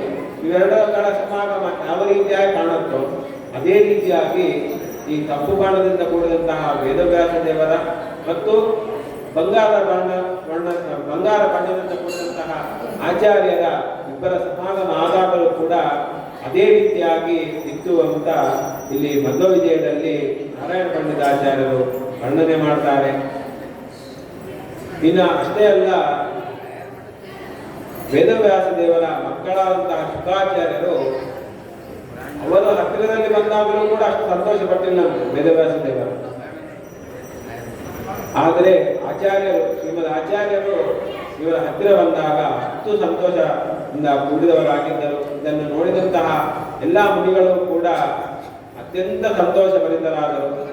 ಈ ರೀತಿಯಾಗಿ ಬಂದಂತಹ ಅತಿಥಿಗಳನ್ನು ಸ್ವಾಗತವನ್ನು ಮಾಡಿ ಅಲ್ಲಿರುವಂತಹ ಮುನಿಗಳು ಆಸನವನ್ನು ಕೊಟ್ಟು ಕೂಡಿಸಿ ಅಲ್ಲಿರುವಂತಹ ವೇದವ್ಯಾಸ ದೇವರ ಹತ್ತಿರದಲ್ಲಿ ಆಸನ ಹಾಕಿ ಕೂಡಿಸಿ ಇಬ್ಬರಿಗೂ ಕೂಡ ಉಪಚಾರಾದಿಗಳನ್ನು ಮಾಡುತ್ತಾರೆ ಅಂತ ಈ ಮಧ್ವ ವಿಜಯದ ಸಪ್ತಮ ಸರ್ಗದಲ್ಲಿ ವರ್ಣನೆಯನ್ನು ಮಾಡ್ತಾರೆ. ನಂತರ ವೇದವ್ಯಾಸ ದೇವರು ಆಚಾರ್ಯರನ್ನು ಏಕಾಂತ ಪ್ರದೇಶದಲ್ಲಿ ಕರೆದುಕೊಂಡು ಹೋಗ್ತಾರೆ. ಏಕಾಂತ ಪ್ರದೇಶದಲ್ಲಿ ಯಾಕೆ ಕರೆದುಕೊಂಡು ಹೋಗಿದ್ದು ಅಂತಂದ್ರೆ, ಆಚಾರ್ಯರಿಗೆ ಕೆಲವೊಂದು ಉಪದೇಶಗಳನ್ನು ಮಾಡಬೇಕಾಗಿತ್ತು. ಉಪದೇಶವನ್ನು ಮಾಡುವಂತಹ ಸಂದರ್ಭದಲ್ಲಿ ಯಾರಿಗೂ ಕೂಡ ಕೇಳಿಸಬಾರದು ಅನ್ನುವಂಥ ಉದ್ದೇಶದಿಂದಾಗಿ ಅವರನ್ನು ಏಕಾಂತ ಪ್ರದೇಶಕ್ಕೆ ಕರೆದುಕೊಂಡು ಹೋಗ್ತಾರೆ. ಇವಾಗ ನಾವು ಈಗಿನ ಕಾಲದಲ್ಲಿ ನೋಡ್ತೇವೆ, ಯಾರಿಗಾದರೂ ಉಪದೇಶ ಮಾಡುವಂತಹ ಸಂದರ್ಭದಲ್ಲಿ ಅವನ ಹತ್ತಿರ ಆದರೂ ಸೇರಿಸ್ತಾರೆ, ಇಲ್ಲ ಕಿವಿಯಲ್ಲಾದರೂ ಅವನಿಗೆ ಉಪದೇಶವನ್ನು ಮಾಡ್ತಾರೆ. ಯಾಕೆ ಕಿವಿಯಲ್ಲಿ ಉಪದೇಶ ಮಾಡಬೇಕು ಅಂತಂದ್ರೆ, ಅಲ್ಲಿರುವಂತಹ ಯಾರಿಗೂ ಕೂಡ ಇತರರಿಗೆ ಆ ಉಪದೇಶ ಅನ್ನೋದು ಕೇಳಿಸಬಾರದು. ಇದಕ್ಕೋಸ್ಕರವಾಗಿಯೇ ಉಪದೇಶ ಅನ್ನೋದು ಕಿವಿಯಲ್ಲಿ ಮಾಡೋದು. ಆದ್ರೆ ಹಿಂದಿನ ಕಾಲದಲ್ಲಿ ಬೇರೆ ಪ್ರದೇಶಕ್ಕೆ ಹೋಗಿ ಮಾಡ್ತಾ ಇದ್ರು, ಈಗಿನ ಕಾಲದಲ್ಲಿ ಆ ರೀತಿಯ ಮಾಡ್ಲಿಕ್ಕೆ ಆಗೋದಿಲ್ಲ. ಉದಾಹರಣೆಗೆ, ಈಗ ಒಬ್ಬ ವಟುವಿಗೆ ನಾವು ಉಪನಯನ ಮಾಡುವಂತಹ ಸಂದರ್ಭದಲ್ಲಿ ಉಪದೇಶವನ್ನು ಮಾಡ್ತಾರೆ. ತಂದೆ ಆದವರು ಆ ಮಗನಿಗೆ ಉಪದೇಶವನ್ನು ಮಾಡ್ತಾರೆ. ದೊಡ್ಡದಾಗಿ ಬಂಧು ಬಳಗ ಎಲ್ಲವನ್ನೂ ಕೂಡ ಕರೆಸಿ ನೂರಾರು ಜನರನ್ನು ಕೂಡಿಸಿ ಅವರ ಇವರು ಒಳಗಡೆ ಒಂದು ರೂಪವಾಗಿ ಮಾಡಿದ್ರೆ ಯಾವ ರೀತಿಯಾಗಿ ಕಾಣುತ್ತೆ? ಅದು ಅಪಹಾಸ್ಯವಾಗುತ್ತೆ. ಆ ರೀತಿಯಾಗಿ ಆಗಬಾರದು ಎನ್ನುವ ಉದ್ದೇಶದಲ್ಲೇನೆ ಅವನು ಏನ್ ಮಾಡ್ತಾನೆ, ತಂದೆ ಆದವನು ಅವನ ಕಿವಿಯ ಹತ್ತಿರ ಹೋಗಿ ಆ ಮಂತ್ರದ ಉಚ್ಚಾರಣೆಯನ್ನು ಮಾಡ್ತಾನೆ. ಅದೇ ರೀತಿಯಾಗಿ ಯತಿಗಳ ಆಶ್ರಮ ಆಗುವಂತಹ ಸಂದರ್ಭದಲ್ಲೂ ಅಷ್ಟೇ ಕಿವಿಯ ಹತ್ತಿರ ಹೋಗಿ ಅವರ ಮಂತ್ರಗಳ ಉಪದೇಶವನ್ನು ಕೊಡ್ತಾರೆ. ಹಾಗೆ ಅಂತಂದ್ರೆ ಅವರ ಕೊಟ್ಟಂತಹ ಉಪದೇಶ ಬೇರೆಯವರು ಕೇಳಿಸಿಕೊಳ್ಳಬಾರದು. ಕೇಳಿಸ್ಕೊಂಡ್ರೆ ಏನ್ ತಪ್ಪುರಿ? ನಾವೇನ ಇತರದವರ ನಾವು ಕೂಡ ಬ್ರಾಹ್ಮಣರ, ನಾವ್ಯಾಕೆ ಕೇಳಿಸ್ಕೊಳ್ಬಾರ್ದು ಅಂತಂದ್ರೆ, ನಾವು ಒಂದು ವೇಳೆ ಆ ಉಪದೇಶವನ್ನು ಎಲ್ಲಾದರೂ ಕೇಳಿ ನಾವು ಅದನ್ನು ಸರಿಯಾಗಿ ನಡೆದುಕೊಳ್ಳದೆ ಹೋದ್ರೆ, ಉದಾಹರಣೆಗೆ ಯಾರೋ ಒಬ್ರು ಯಾವುದೋ ಒಂದು ಮಂತ್ರದ, ಕೃಷ್ಣ ಮಂತ್ರವೋ ಯಾವುದೋ ಒಂದು ಮಂತ್ರದ ಉಪದೇಶವನ್ನು ಕೊಡ್ತಾ ಇರ್ತಾರೆ. ಆ ಸಂದರ್ಭದಲ್ಲಿ ನಾವು ಕೂಡ ಹತ್ತಿರ ಹೋಗಿ ಅವರಿಗೆ ಕಿವಿ ಕೊಟ್ಟು ಕೇಳಿ ನಾವು ಆಮೇಲೆ ಆ ಉಪದೇಶವನ್ನು ಪಡೆದಂತಹ ಮಂತ್ರದ ಜಪವನ್ನು ಮಾಡದೆ ಹೋದ್ರೆ, ಆ ಜಪವನ್ನು ಮಾಡದೇ ಇರುವಂತಹ ಅದರಿಂದ ಬಂದಂತಹ ಏನು ಪಾಪ ಇರುತ್ತೆ, ಆ ಪಾಪ ಅನ್ನೋದು ಕೊಟ್ಟವರಿಗೆ ಹೋಗುತ್ತೆ. ಅವ್ರು ನಿಮಗೇನು ಕರೆದಂತೂ ಕೊಟ್ಟಿಲ್ಲ, ಕೊಟ್ಟದ್ದು ಯಾರಿಗೋ. ನಾವು ಹತ್ತಿರ ಹೋಗಿ ಕಿವಿ ಕೊಟ್ಟು ಕೇಳಿಸ್ಕೊಂಡು ನಮ್ಮಿಂದ ಉಂಟಾದಂತಹ ಪಾಪ ಅವನಿಗೆ ಬರಬಾರದು, ಅವನ ಆ ಪಾಪವನ್ನು ಪಡೆದುಕೊಳ್ಳಬಾರದು. ಈ ಎಲ್ಲ ಎಲ್ಲ ಮುಖ್ಯ ಕಾರಣದಿಂದಾಗೇನೆ ಉಪದೇಶ ಅನ್ನೋದು ಕಿವಿಯಲ್ಲಿ ಮಾತ್ರ ಬಂದು ಹೇಳೋದು. ಇದೇ ಮುಖ್ಯ ಕಾರಣ. ಈ ರೀತಿಯಾಗಿ ಆದರೆ ಈ ಪ್ರಕೃತ ಸ್ಥಳದಲ್ಲಿ ಅವರು ಕಿವಿಯಲ್ಲಿ ಉಪದೇಶವನ್ನು ಕೊಡಬಹುದಾಗಿತ್ತು.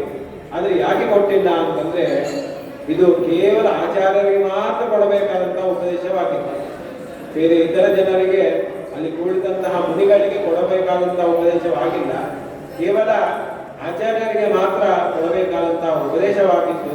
ಅದಕ್ಕೋಸ್ಕರವಾಗಿಯೇ ಏಕಾಂತದಲ್ಲಿ ಕುಳಿತುಕೊಂಡು ವೇದವ್ಯಾಸ ದೇವರು ಮಧ್ವಾಚಾರ್ಯರಿಗೆ ಉಪದೇಶಗಳನ್ನು ಮಾಡಿದ್ದಾರೆ, ಪುರಾಣಗಳನ್ನು ತಿಳಿಸಿಕೊಟ್ಟಿದ್ದಾರೆ. ವೇದ ಭಾರತಾದಿಗಳನ್ನು ಅನೇಕ ವಿಷಯಗಳನ್ನು ಆಚಾರ್ಯರಿಗೆ ಏಕಾಂತದಲ್ಲಿ ಕುಳಿತುಕೊಂಡು ವೇದವ್ಯಾಸ ದೇವರು ಉಪದೇಶವನ್ನು ಮಾಡ್ತಾರೆ. ಈ ಉಪದೇಶ ಆದ ಬಳಿಕ ವೇದವ್ಯಾಸ ದೇವರು ಆಚಾರ್ಯರನ್ನು ಕರೆದುಕೊಂಡು ತಮ್ಮ ಆಶ್ರಮದ ಹತ್ತಿರದಲ್ಲಿರುವಂತಹ ನಾರಾಯಣಾಶ್ರಮಕ್ಕೆ ಹೋಗ್ತಾರೆ. ಅಲ್ಲಿ ನಾರಾಯಣ ಋಷಿಗಳು ಅಂತ ಒಬ್ಬರಿರ್ತಾರೆ. ಇವರು ಬೇರೆ ಯಾರಲ್ಲ, ಪರಮಾತ್ಮನ ಮತ್ತೊಂದು ಅವತಾರ ಈ ನಾರಾಯಣ ಅವತಾರ. ಇವರು ಧರ್ಮ ಪ್ರಜಾಪತಿ ಮತ್ತು ಮೂರ್ತಿ ದೇವಿಯಲ್ಲಿ ಅವತಾರ ಮಾಡಿದಂಥವರು. ಈ ಧರ್ಮ ಪ್ರಜಾಪತಿಗೆ ಒಟ್ಟು 4 ಜನ ಮಕ್ಕಳು, ಹರಿ, ಕೃಷ್ಣ, ನರ ಮತ್ತು ನಾರಾಯಣ ಅಂತ.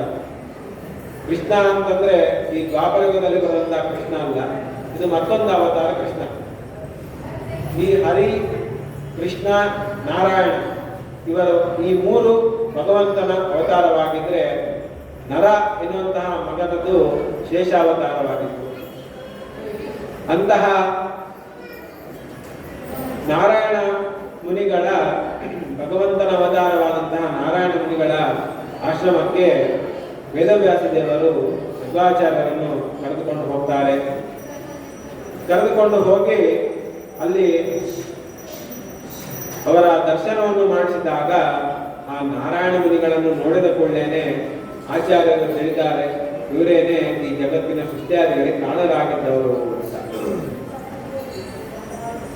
ಯಾಕೆ ಅಂತಂದ್ರೆ ಈ ಜಗತ್ತು ಸೃಷ್ಟಿ ಆಗುವಂತಹ ಸಂದರ್ಭದಲ್ಲಿ ಮೊದಲಿಗೆ ಸತ್ವ, ರಜಸ, ತಮಸ್ಸು ಎನ್ನುವಂತಹ ಗುಣಗಳನ್ನು ಭಗವಂತ ಸೃಷ್ಟಿ ಮಾಡ್ತಾನೆ.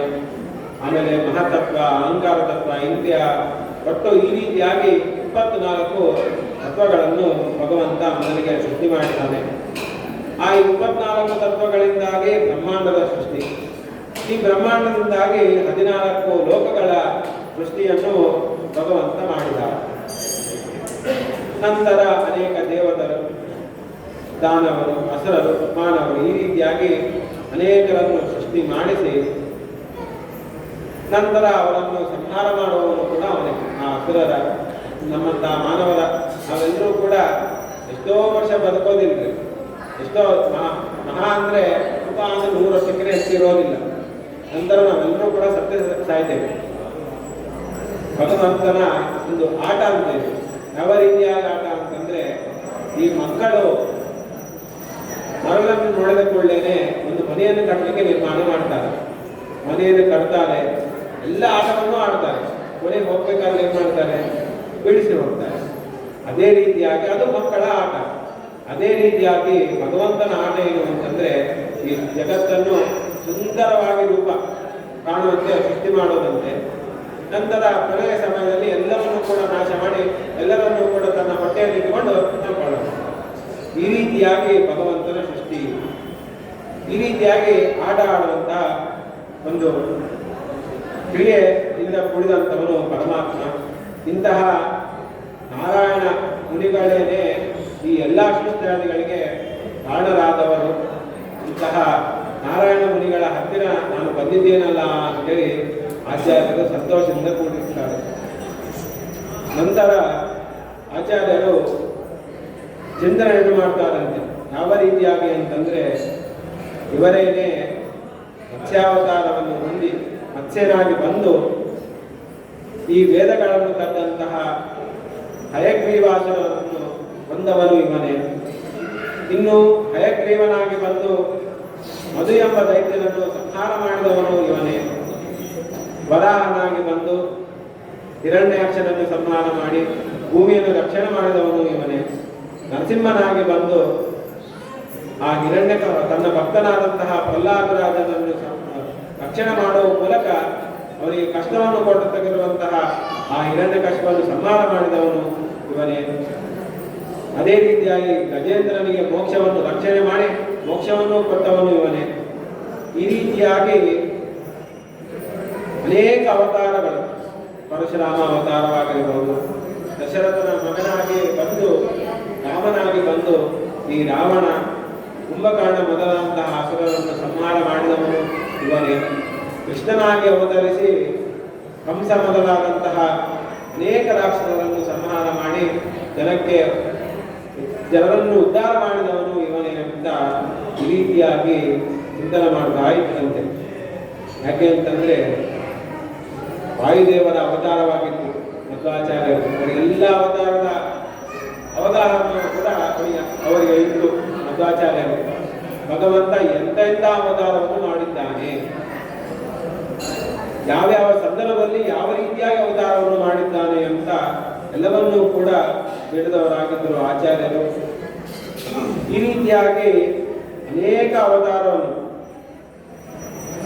ಅಕ್ರಿಮುನಿಯ ಪತ್ನಿಯಾದಂತಹ ಅನಸೂಯಲ್ಲಿ ದತ್ತಾತ್ರೇಯನಾಗಿ ಅವತರಿಸಿದವನು ಇವನೇ. ಇದೇ ರೀತಿಯಾಗಿ ಋಷಭ, ಅನೇಕ ಅವತಾರಗಳು. ಈ ಎಲ್ಲ ಅವತಾರಗಳನ್ನು ಕೂಡ ಮಾಡಿದವರು ಯಾರಪ್ಪ ಅಂತಂದ್ರೆ ಸಾಕ್ಷಾತ್ತಾಗಿ ಪರಮಾತ್ಮನೇ, ಅವರೇನೇ ಈ ನಾರಾಯಣ ಮುನಿಗಳು ಅಂತ ತಿಳಿದು ಆಚಾರ್ಯರು ಈ ನಾರಾಯಣ ಮುನಿಗಳ ಹತ್ತಿರ ಬಂದು ನಮಸ್ಕಾರವನ್ನು ಮಾಡ್ತಾರೆ. ನಮಸ್ಕಾರವನ್ನು ಮಾಡಿದಾಗ ಆ ನಾರಾಯಣ ಮುನಿಗಳು ಆಚಾರ್ಯರಿಗೆ ಒಂದು ಮಾತನ್ನು ಹೇಳ್ತಾರಂತೆ. ಏನು ಅಂತಂದ್ರೆ, ಈ ನಿನ್ನ 3ನೇ ಅವತಾರ ಸಫಲವಾಗಬೇಕು ಅಂತಂದ್ರೆ ನೀನು ವೇದವ್ಯಾಸ ದೇವರಿಂದ ನಿರ್ಮಿತವಾದಂತಹ ಬ್ರಹ್ಮಸೂತ್ರಗಳಿಗೆ ಭಾಷ್ಯವನ್ನು ರಚನೆ ಮಾಡು ಅಂತ ಒಂದು ಆದೇಶವನ್ನು ಕೊಡ್ತಾರೆ. ಅವಾಗ ಆಚಾರ್ಯರು ಒಂದು ಮಾತನ್ನು ಹೇಳ್ತಾರೆ, ಸ್ವಾಮಿ ಆ ಭಾಷ್ಯವನ್ನು ನಾನು ರಚನೆ ಮಾಡಿ ಯಾರಿಗಾಗಿ ರಚನೆ ಮಾಡೋದು? ಯಾಕೆ ಅಂತಂದ್ರೆ ಇಲ್ಲಿರುವಂತಹ ಎಲ್ಲರೂ ಕೂಡ ದುರ್ಜನರೇ ಆಗಿದ್ದಾರೆ. ತತ್ವಜ್ಞಾನ ಪಡೆಯಬೇಕು ಅಂತ ಇಚ್ಛೆ ಇರುವವರು ಯಾರೂ ಇಲ್ಲ.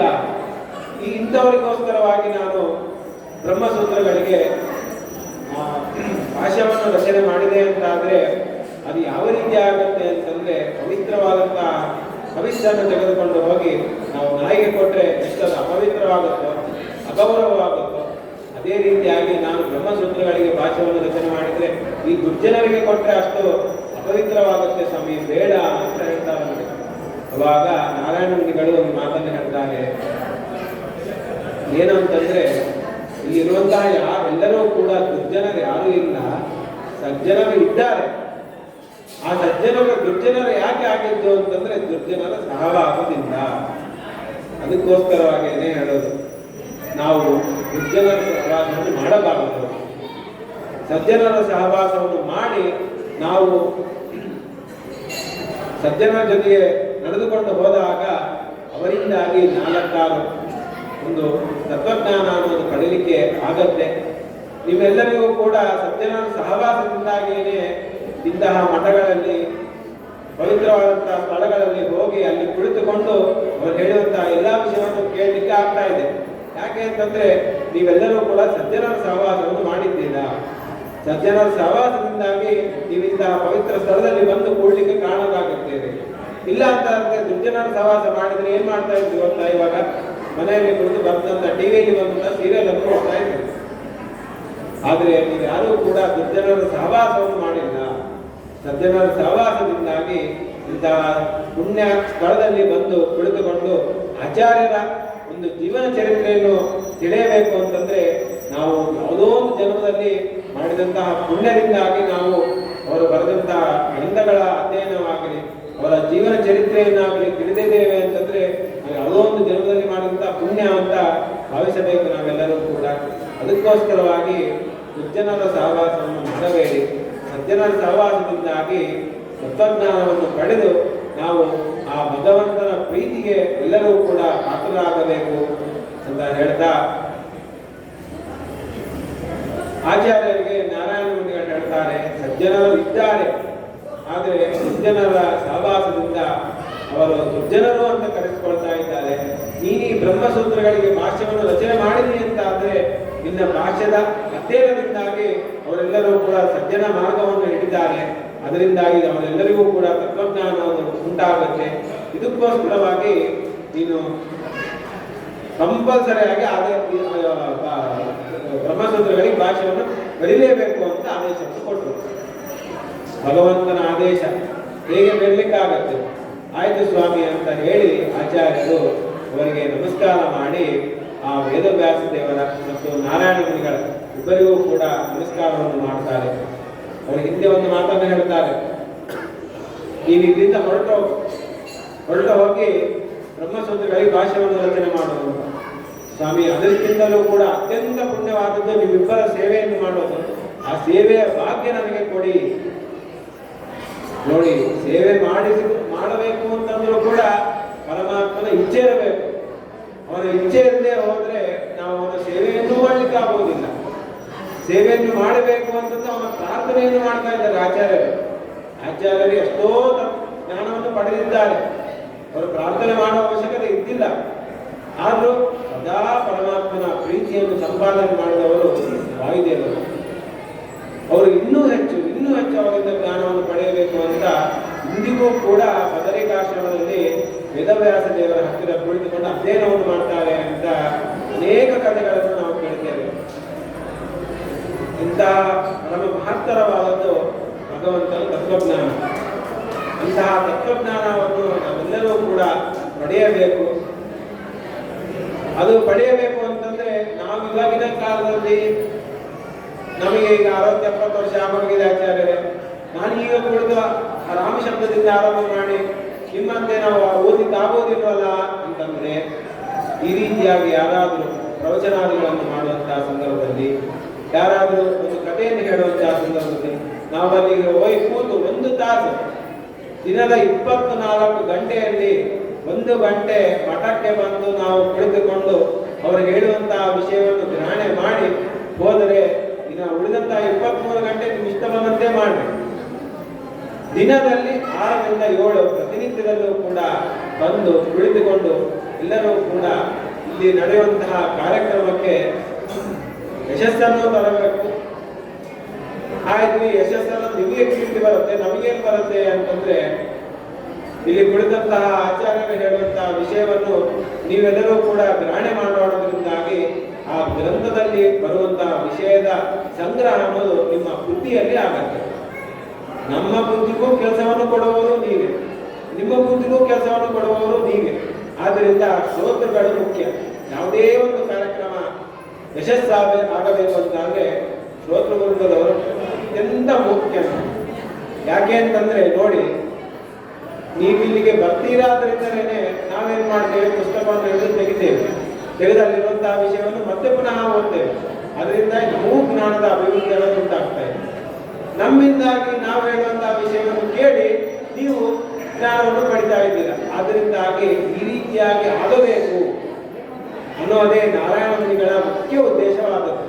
ಅದಕ್ಕೋಸ್ಕರವಾಗಿಯೇ ಆಚಾರ್ಯರಿಗೆ ಈ ಬ್ರಹ್ಮಸೂತ್ರಗಳ ಭಾಷ್ಯವನ್ನು ರಚನೆ ಮಾಡುವಂತ ಆದೇಶವನ್ನು ಮಾಡಿದ್ದೇ ಇದಕ್ಕಾಗಿ. ಇಂತಹ ಆಚಾರ್ಯರ ಸೇವೆಯನ್ನು ನಾವು ಸದಾ ಮಾಡಬೇಕು.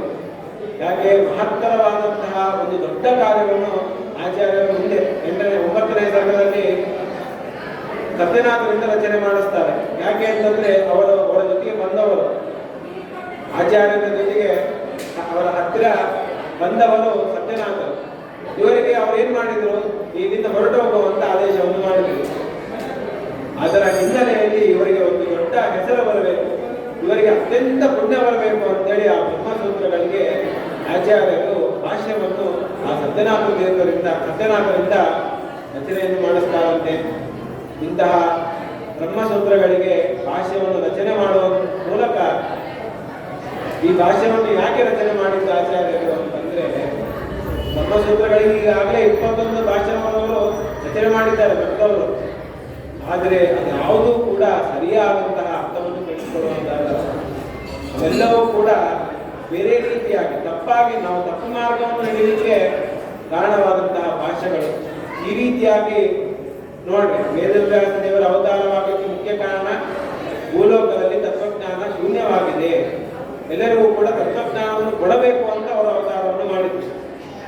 ಆ ಕಾರ್ಯ ಆಗಬೇಕು ಅಂತಂದ್ರೆ ಈ ಬ್ರಹ್ಮಸೂತ್ರಗಳಿಗೆ ಸರಿಯಾದಂತಹ ಅರ್ಥ ತಿಳಿಯಬೇಕು. ಸರಿಯಾದಂತಹ ಅರ್ಥವನ್ನು ತಿಳಿಸುವಾಗ ಅವರು ವಾಯುದೇವರ ಬಿಟ್ಟರೆ ಬೇರೆ ಯಾರಿಗೂ ಕೂಡ ಸಾಧ್ಯ ಇಲ್ಲ. ಅಂತಹ ವಾಯುದೇವರ ಉದಾರವಾಗಿ ಮಧ್ವಾಚಾರ್ಯರು ಭೂಮಿಯ ಮೇಲೆ ಬಂದು ನಮ್ಮಂತಹ ಅನೇಕ ಸಜ್ಜನರಿಗೆ ಒಳ್ಳೆ ತತ್ವಜ್ಞಾನ ಬರುವುದಕ್ಕೋಸ್ಕರವಾಗಿ ಈ ಬ್ರಹ್ಮಸೂತ್ರ ಭಾಷೆಯ ರಚನೆಗೆ ಮುಖ್ಯ ಕಾರಣರಾಗಿದ್ದಾರೆ. ಇಂತಹ ಆಚಾರ್ಯರ ಪರಂಪರೆಯಲ್ಲಿ ಬಂದಂಥವರು ಇಂದಿನ ಆರಾಧನಾ ನಾಯಕರಾದಂತಹ ವಿಜೇಂದ್ರ ತೀರ್ಥ ಶ್ರೀಪಾದಂಗಳವರು. ಅವರ ಬಗ್ಗೆ ನಾವು ಒಂದು 5 ನಿಮಿಷಗಳ ಕಾಲ ಅವರ ಜೀವನ ಚರಿತ್ರೆಯನ್ನು ತಿಳಿಯಬೇಕು. ಯಾಕಂದ್ರೆ ಅವರ ಜೀವನ ಚರಿತ್ರೆಯನ್ನು ತಿಳಿಯಬೇಕು ನಾವು ಅಂತಂದ್ರೆ, ಮಹಾ ತಪಸ್ವಿಗಳು, ಮಹಾಜ್ಞಾನಿಗಳಾದಂತಹ ಅವರ ಚರಿತ್ರೆಯನ್ನು ತಿಳಿದಾಗ ನಮಗೆ ಒಂದು ಮಾರ್ಗದರ್ಶನ ಅನ್ನೋದು ಬರುತ್ತೆ. ನಾವು ಕೂಡ ಇವರಂತೆ ಬದುಕಬೇಕು ಜೀವನದಲ್ಲಿ. ಅದಕ್ಕೆ ದೊಡ್ಡ ಒಂದು ಕೊಡುಗೆ ನಮ್ಮ ಮಠಕ್ಕೆ ಚಿಕ್ಕವರು ಯಾರಪ್ಪ ಅಂತಂದ್ರೆ ಸುಜೇಂದ್ರ ತೀರ್ಥ ಶ್ರೀಪಾದಂಗಳು. ಅನೇಕರು ಇದ್ದಾರೆ. ಅವರ ಜೊತೆಯಲ್ಲಿ ನಮಗೆ ದೊಡ್ಡ ಕೊಡುಗೆ ಅಂತಂದ್ರೆ ಸುಜೇಂದ್ರ ತೀರ್ಥ ಶ್ರೀಪಾದಂಗಳವರು. ಅವರು ಅವರ ಪೂರ್ವಾಶ್ರಮದ ಹೆಸರು ವೆಂಕಟರಾಘವೇಂದ್ರ ಆಚಾರ್ಯರು. ಅವರು ವೇದ ಮತ್ತು ಕಾವ್ಯ ಇತ್ಯಾದಿ ಅನೇಕ ಗ್ರಂಥಗಳನ್ನು ಓದಿಕೊಂಡು ಈ ವೇದಾಂತ ಗ್ರಂಥಕ್ಕೋಸ್ಕರವಾಗಿ ಸುಜೇಂದ್ರ ತೀರ್ಥ ಶ್ರೀಪಾದಂಗಳವರೇ ಮೊದಲಾದಂತಹ ಅನೇಕ ಯತಿಗಳ ಹತ್ತಿರ ಈ ವೇದಾಂತ ನ್ಯಾಯ ಮೊದಲಾದಂಥ ಅನೇಕ ಗ್ರಂಥಗಳನ್ನು ಅಧ್ಯಯನವನ್ನು ಮಾಡಿ ನಂತರ ಇವರನ್ನು ಸುಜೇಂದ್ರ ತೀರ್ಥ ಶ್ರೀಪಾದಂಗಳವರು ಇವರಿಗೆ ಆಶ್ರಮವನ್ನು ಕೊಟ್ಟು ಸುಜೇಂದ್ರ ತೀರ್ಥರು ಅಂತ ನಾಮಕರಣವನ್ನು ಮಾಡ್ತಾರೆ. ಇವರಿಗೇನೆ ಆಶ್ರಮವನ್ನು ಯಾಕೆ ಕೊಟ್ಟರು ಸುಜೇಂದ್ರ ತೀರ್ಥರು ಅಂತಂದ್ರೆ, ಅವರ ಪೂರ್ವಾಶ್ರಮದಲ್ಲಿ ಇವರಿಗೆ ಒಂದು ಕೆಲಸವನ್ನು ಕೊಟ್ಟಿದ್ರು, ಆಡಳಿತದ ಕೆಲಸ. ಇವರು ಮಾಡಿರುವಂತಹ ಆಡಳಿತವನ್ನು ನೋಡಿಯೇನೆ ಸುಜೇಂದ್ರ ತೀರ್ಥರಿಗೆ ಅನಿಸ್ತಂತೆ ಇವರಿಗೆ ಆಶ್ರಮವನ್ನು ಕೊಡಬೇಕು ನಾವು. ಯಾಕೆ ಅಂತಂದ್ರೆ ಅವಾಗಿನ ಕಾಲದಲ್ಲಿ ಮಂತ್ರಾಲಯ ಏನೂ ಇಲ್ಲ ರೀ. ನಾವು ಒಂದು 20 ವರ್ಷ ಕೆಳಗಡೆ ನೋಡಿದ್ರೆ ಏನೇ ಮಂತ್ರಾಲಯ ಏನೋ ಇತ್ತು. ಇವಾಗ ಸುವರ್ಣಮಯದಿಂದ ಕೂಡಿದಂತಹದ್ದಾಗಿದೆ ಮಂತ್ರಾಲಯ. ಇನ್ನು 50-60 ವರ್ಷ ಕೆಳಗಡೆ ನಾವು ಚಿಂತನೆ ಮಾಡಿದಾಗ ಏನೂ ಇರಲಿಲ್ಲ. ಅಂತಹ ಮಂತ್ರಾಲಯವನ್ನು ಒಂದು ಸುಂದರವಾದಂತಹ ರೂಪವನ್ನು ತಂದುಕೊಟ್ಟು ನವ ಮಂತ್ರಾಲಯ ಶಿಲ್ಪಗಳು ಅಂತ ಒಂದು ದೊಡ್ಡದಾದಂತಹ ಹೆಸರನ್ನು ಪಡೆದಿರುವವರು ನಮ್ಮ ಸುಜೇಂದ್ರ ತೀರ್ಥ ಶ್ರೀಪಾದಂಗಳವರು. ಇವರು ಆಡಳಿತ ಯಾವ ರೀತಿಯಾಗಿ ನಡೀತಾ ಇತ್ತು ಅಂತಂದ್ರೆ, ಬಂದ ಭಕ್ತರಿಂದ ಮೊದಲು ಮಾಡಿಕೊಂಡು ಯಾರಿಗೂ ಕೂಡ ನನಗೆ ಇದು ಆಗಿಲ್ಲ ಅಂತ ಅನಿಸ್ಕೊಳ್ಳೋಕ್ಕಾಗ್ತದೆ. ಯಾಕೆ ಬಂದವರು ರಾಯರ ಒಂದು ಭಕ್ತಿ ಸೇವೆಗಾಗಿ ಬಂದಿರ್ತಾರೆ. ಅವರಿಗೆಲ್ಲ ವ್ಯವಸ್ಥೆಯನ್ನು ನಾವು ಮಾಡಬೇಕು. ಭೂಮಿಯ ವ್ಯವಸ್ಥೆಯನ್ನು ಮಾಡಿದ್ರು, ಅನೇಕ ಕಟ್ಟಡಗಳನ್ನು ಕಟ್ಟಿದ್ರು. ಇನ್ನ ಬಂದಂತಹ ಭಕ್ತರಿಗೆ ಭೋಜನದ ವ್ಯವಸ್ಥೆ ಆಗಬೇಕು. ಯಾರು ಕೂಡ ಉಪವಾಸದಿಂದ ಹೋಗಬಾರದು ಅಂತ ಭೋಜನದ ವ್ಯವಸ್ಥೆಯನ್ನು ಮಾಡಿದರು. ಇನ್ನು ಬಂದಂತಹ ಭಕ್ತರಿಗೆ ಪ್ರಸಾದ ರೂಪವಾಗಿ ಪರಿಮಳ ಪ್ರಸಾದವನ್ನು ಇವರ ಕಾಲದಲ್ಲಿಯೇ ಆರಂಭವಾದದ್ದು. ಇಂತಹ ಅನೇಕ ಕಾರ್ಯಗಳನ್ನು ಮಾಡಿ ನವಮಂತ್ರಾಲಯ ಶಿಲ್ಪಿಗಳು ಅಂತ ಒಂದು ಬಿರುದಿನಿಂದ ಕೂಡಿದವರು ನಮ್ಮ ಸುಜೇಂದ್ರ ತೀರ್ಥ ಶ್ರೀಪಾದಂಗಳವರು. ಆಯ್ತು, ಇವರು ಮಂತ್ರಾಲಯಕ್ಕೆ ಮಾಡಿದರು. ಬೇರೆ ಬೇರೆ ರಾಜ್ಯಗಳಲ್ಲಿ ಏನ್ ಮಾಡಿದ್ದಾರೆ ಅಂತಂದ್ರೆ, ಅಲ್ಲಿ ಇರುವಂತಹ ಈಗ ನಮಗೆ ಪ್ರತಿನಿತ್ಯ ಮಂತ್ರಾಲಯಕ್ಕೆ ದರ್ಶನ ಮಾಡಲಿಕ್ಕೆ ಆಗೋದಿಲ್ಲ. ಅದಕ್ಕೋಸ್ಕರವಾಗಿ ಅವ್ರು ಏನ್ ಮಾಡಿದ್ರು ಅಂತಂದ್ರೆ, ಈ ರಾಯಚೂರು ಇದೇ ಮೊದಲಾದಂತಹ ಅನೇಕ ನಗರಗಳಲ್ಲಿ ರಾಯರ ಮೃತ್ತಿಕೆಯನ್ನು ತಂದು ಮೃತ್ತಿಕಾ ಬೃಂದಾವನವನ್ನು ಮಾಡಿ ಅಲ್ಲಿರುವಂತಹ ಭಕ್ತರಿಗೆ ರಾಯರ ಸೇವೆಗಾಗಿ ಅನುಕೂಲವಾಗಲಿ, ಅಲ್ಲಿ ಬಂದಂತಹ ಭಕ್ತರಿಗೆ ಭೋಜನದ ವ್ಯವಸ್ಥೆ ಆಗಲಿ ಅಂತೇಳಿ ಈ ರೀತಿಯಾಗಿ ಅನೇಕ ಊರುಗಳಲ್ಲಿ ರಾಯರ ಮೃತ್ತಿಕಾ ಬೃಂದಾವನವನ್ನು ಪ್ರತಿಷ್ಠಾಪನೆ ಮಾಡಿದಂಥವರು ನಮ್ಮ ಸುಜೇಂದ್ರ ತೀರ್ಥ ಶ್ರೀಪಾದಂಗಳವರು. ಇನ್ನು ಅಷ್ಟೇ ಅಲ್ಲ, ಅನೇಕ ಮಕ್ಕಳಿಗೆ ಅಂದ್ರೆ ಈಗ ಬಡತನ ಇರುತ್ತೆ, ಇವರು ಸಂಚಾರಕ್ಕೆ ಹೋಗಿರ್ತಾರೆ. ಹೋದಂತಹ ಸಂದರ್ಭದಲ್ಲಿ ನೋಡ್ತಾರೆ, ಆ ಊರಲ್ಲಿ ಆ ಮಗುವಿಗೆ ಒಂದೊಪ್ಪತ್ತು ಊಟ ಮಾಡಲಿಕ್ಕೆ ಆಗುವುದಿಲ್ಲ. ಅಂತಹ ಅನೇಕ ಮಕ್ಕಳನ್ನು ಅಲ್ಲಿಂದ ಕರೆದುಕೊಂಡು ಬಂದು ಮಂತ್ರಾಲಯ ವಿದ್ಯಾಪೀಠದಲ್ಲಿ ಇಟ್ಟು ಅವರಿಗೆ ಊಟ, ಬಟ್ಟೆ, ವಸತಿ ಎಲ್ಲವನ್ನೂ ಕೂಡ ಕೊಟ್ಟು ಅವರನ್ನು ಉದ್ಧಾರ ಮಾಡಿದಂಥವರು ನಮ್ಮ ಸುಜೇಂದ್ರ ತೀರ್ಥ ಶ್ರೀಪಾದಂಗಳವರು. ಆ ಮಕ್ಕಳಿಗೆ ಪಾಠವನ್ನು ಮಾಡಬೇಕು. ಕೇವಲ ಮಾತರಿಗೆ ಮಾಡಲಿಲ್ಲ, ಅವರು ವ್ಯವತಸ್ಥ ಬ್ರಾಹ್ಮಣರಿಗೂ ಮಾಡಿದ್ದಾರೆ. ಇಂತಹ ಮಕ್ಕಳಿಗೆ ಪಾಠವನ್ನು ಮಾಡಬೇಕು. ಪಾಠವನ್ನು ಮಾಡಬೇಕು ಅಂತಂದ್ರೆ ಪಂಡಿತರು ಬೇಕು. ಅದಕ್ಕೋಸ್ಕರವಾಗಿ ದೇಶದ ಆದ್ಯಂತದಲ್ಲೆಲ್ಲೂ ಪ್ರಸಿದ್ಧಿಯನ್ನು ಪಡೆದಿರುವಂತಹ ಅನೇಕ ತ್ರಿಮತಸ್ಥ ಪಂಡಿತರನ್ನು ಇಲ್ಲಿಗೆ ಕರೆಸಿ ಅನೇಕರಿಗೆ ಪಾಠವನ್ನು ಮಾಡಿದ್ದಾರೆ. ಪಾಠ ಪ್ರವಚನಾದಿಗಳನ್ನು ಮಾಡಿಸಿದ್ದಾರೆ. ತಾವು ಪಾಠವನ್ನು ಮಾಡಿದ್ದಾರೆ. ಅನೇಕ ವಾದಗಳಲ್ಲಿ ಅವರು ಅನೇಕ ಸಭೆಗಳಲ್ಲಿ ಅವರು ವಾಕ್ಯಾರ್ಥಗೋಷ್ಠಿಗಳನ್ನು ಮಾಡಿದ್ದಾರೆ. ಅಂತಹ ಒಂದು ಫೋಟೋ, ವಿಡಿಯೋ ಇತ್ಯಾದಿಗಳನ್ನು ನಾವು ಇವಾಗಲೂ ಕೂಡ ಯೂಟ್ಯೂಬ್ ಇತ್ಯಾದಿಗಳಲ್ಲಿ ನಾವು ಕಾಣ್ತೇವೆ.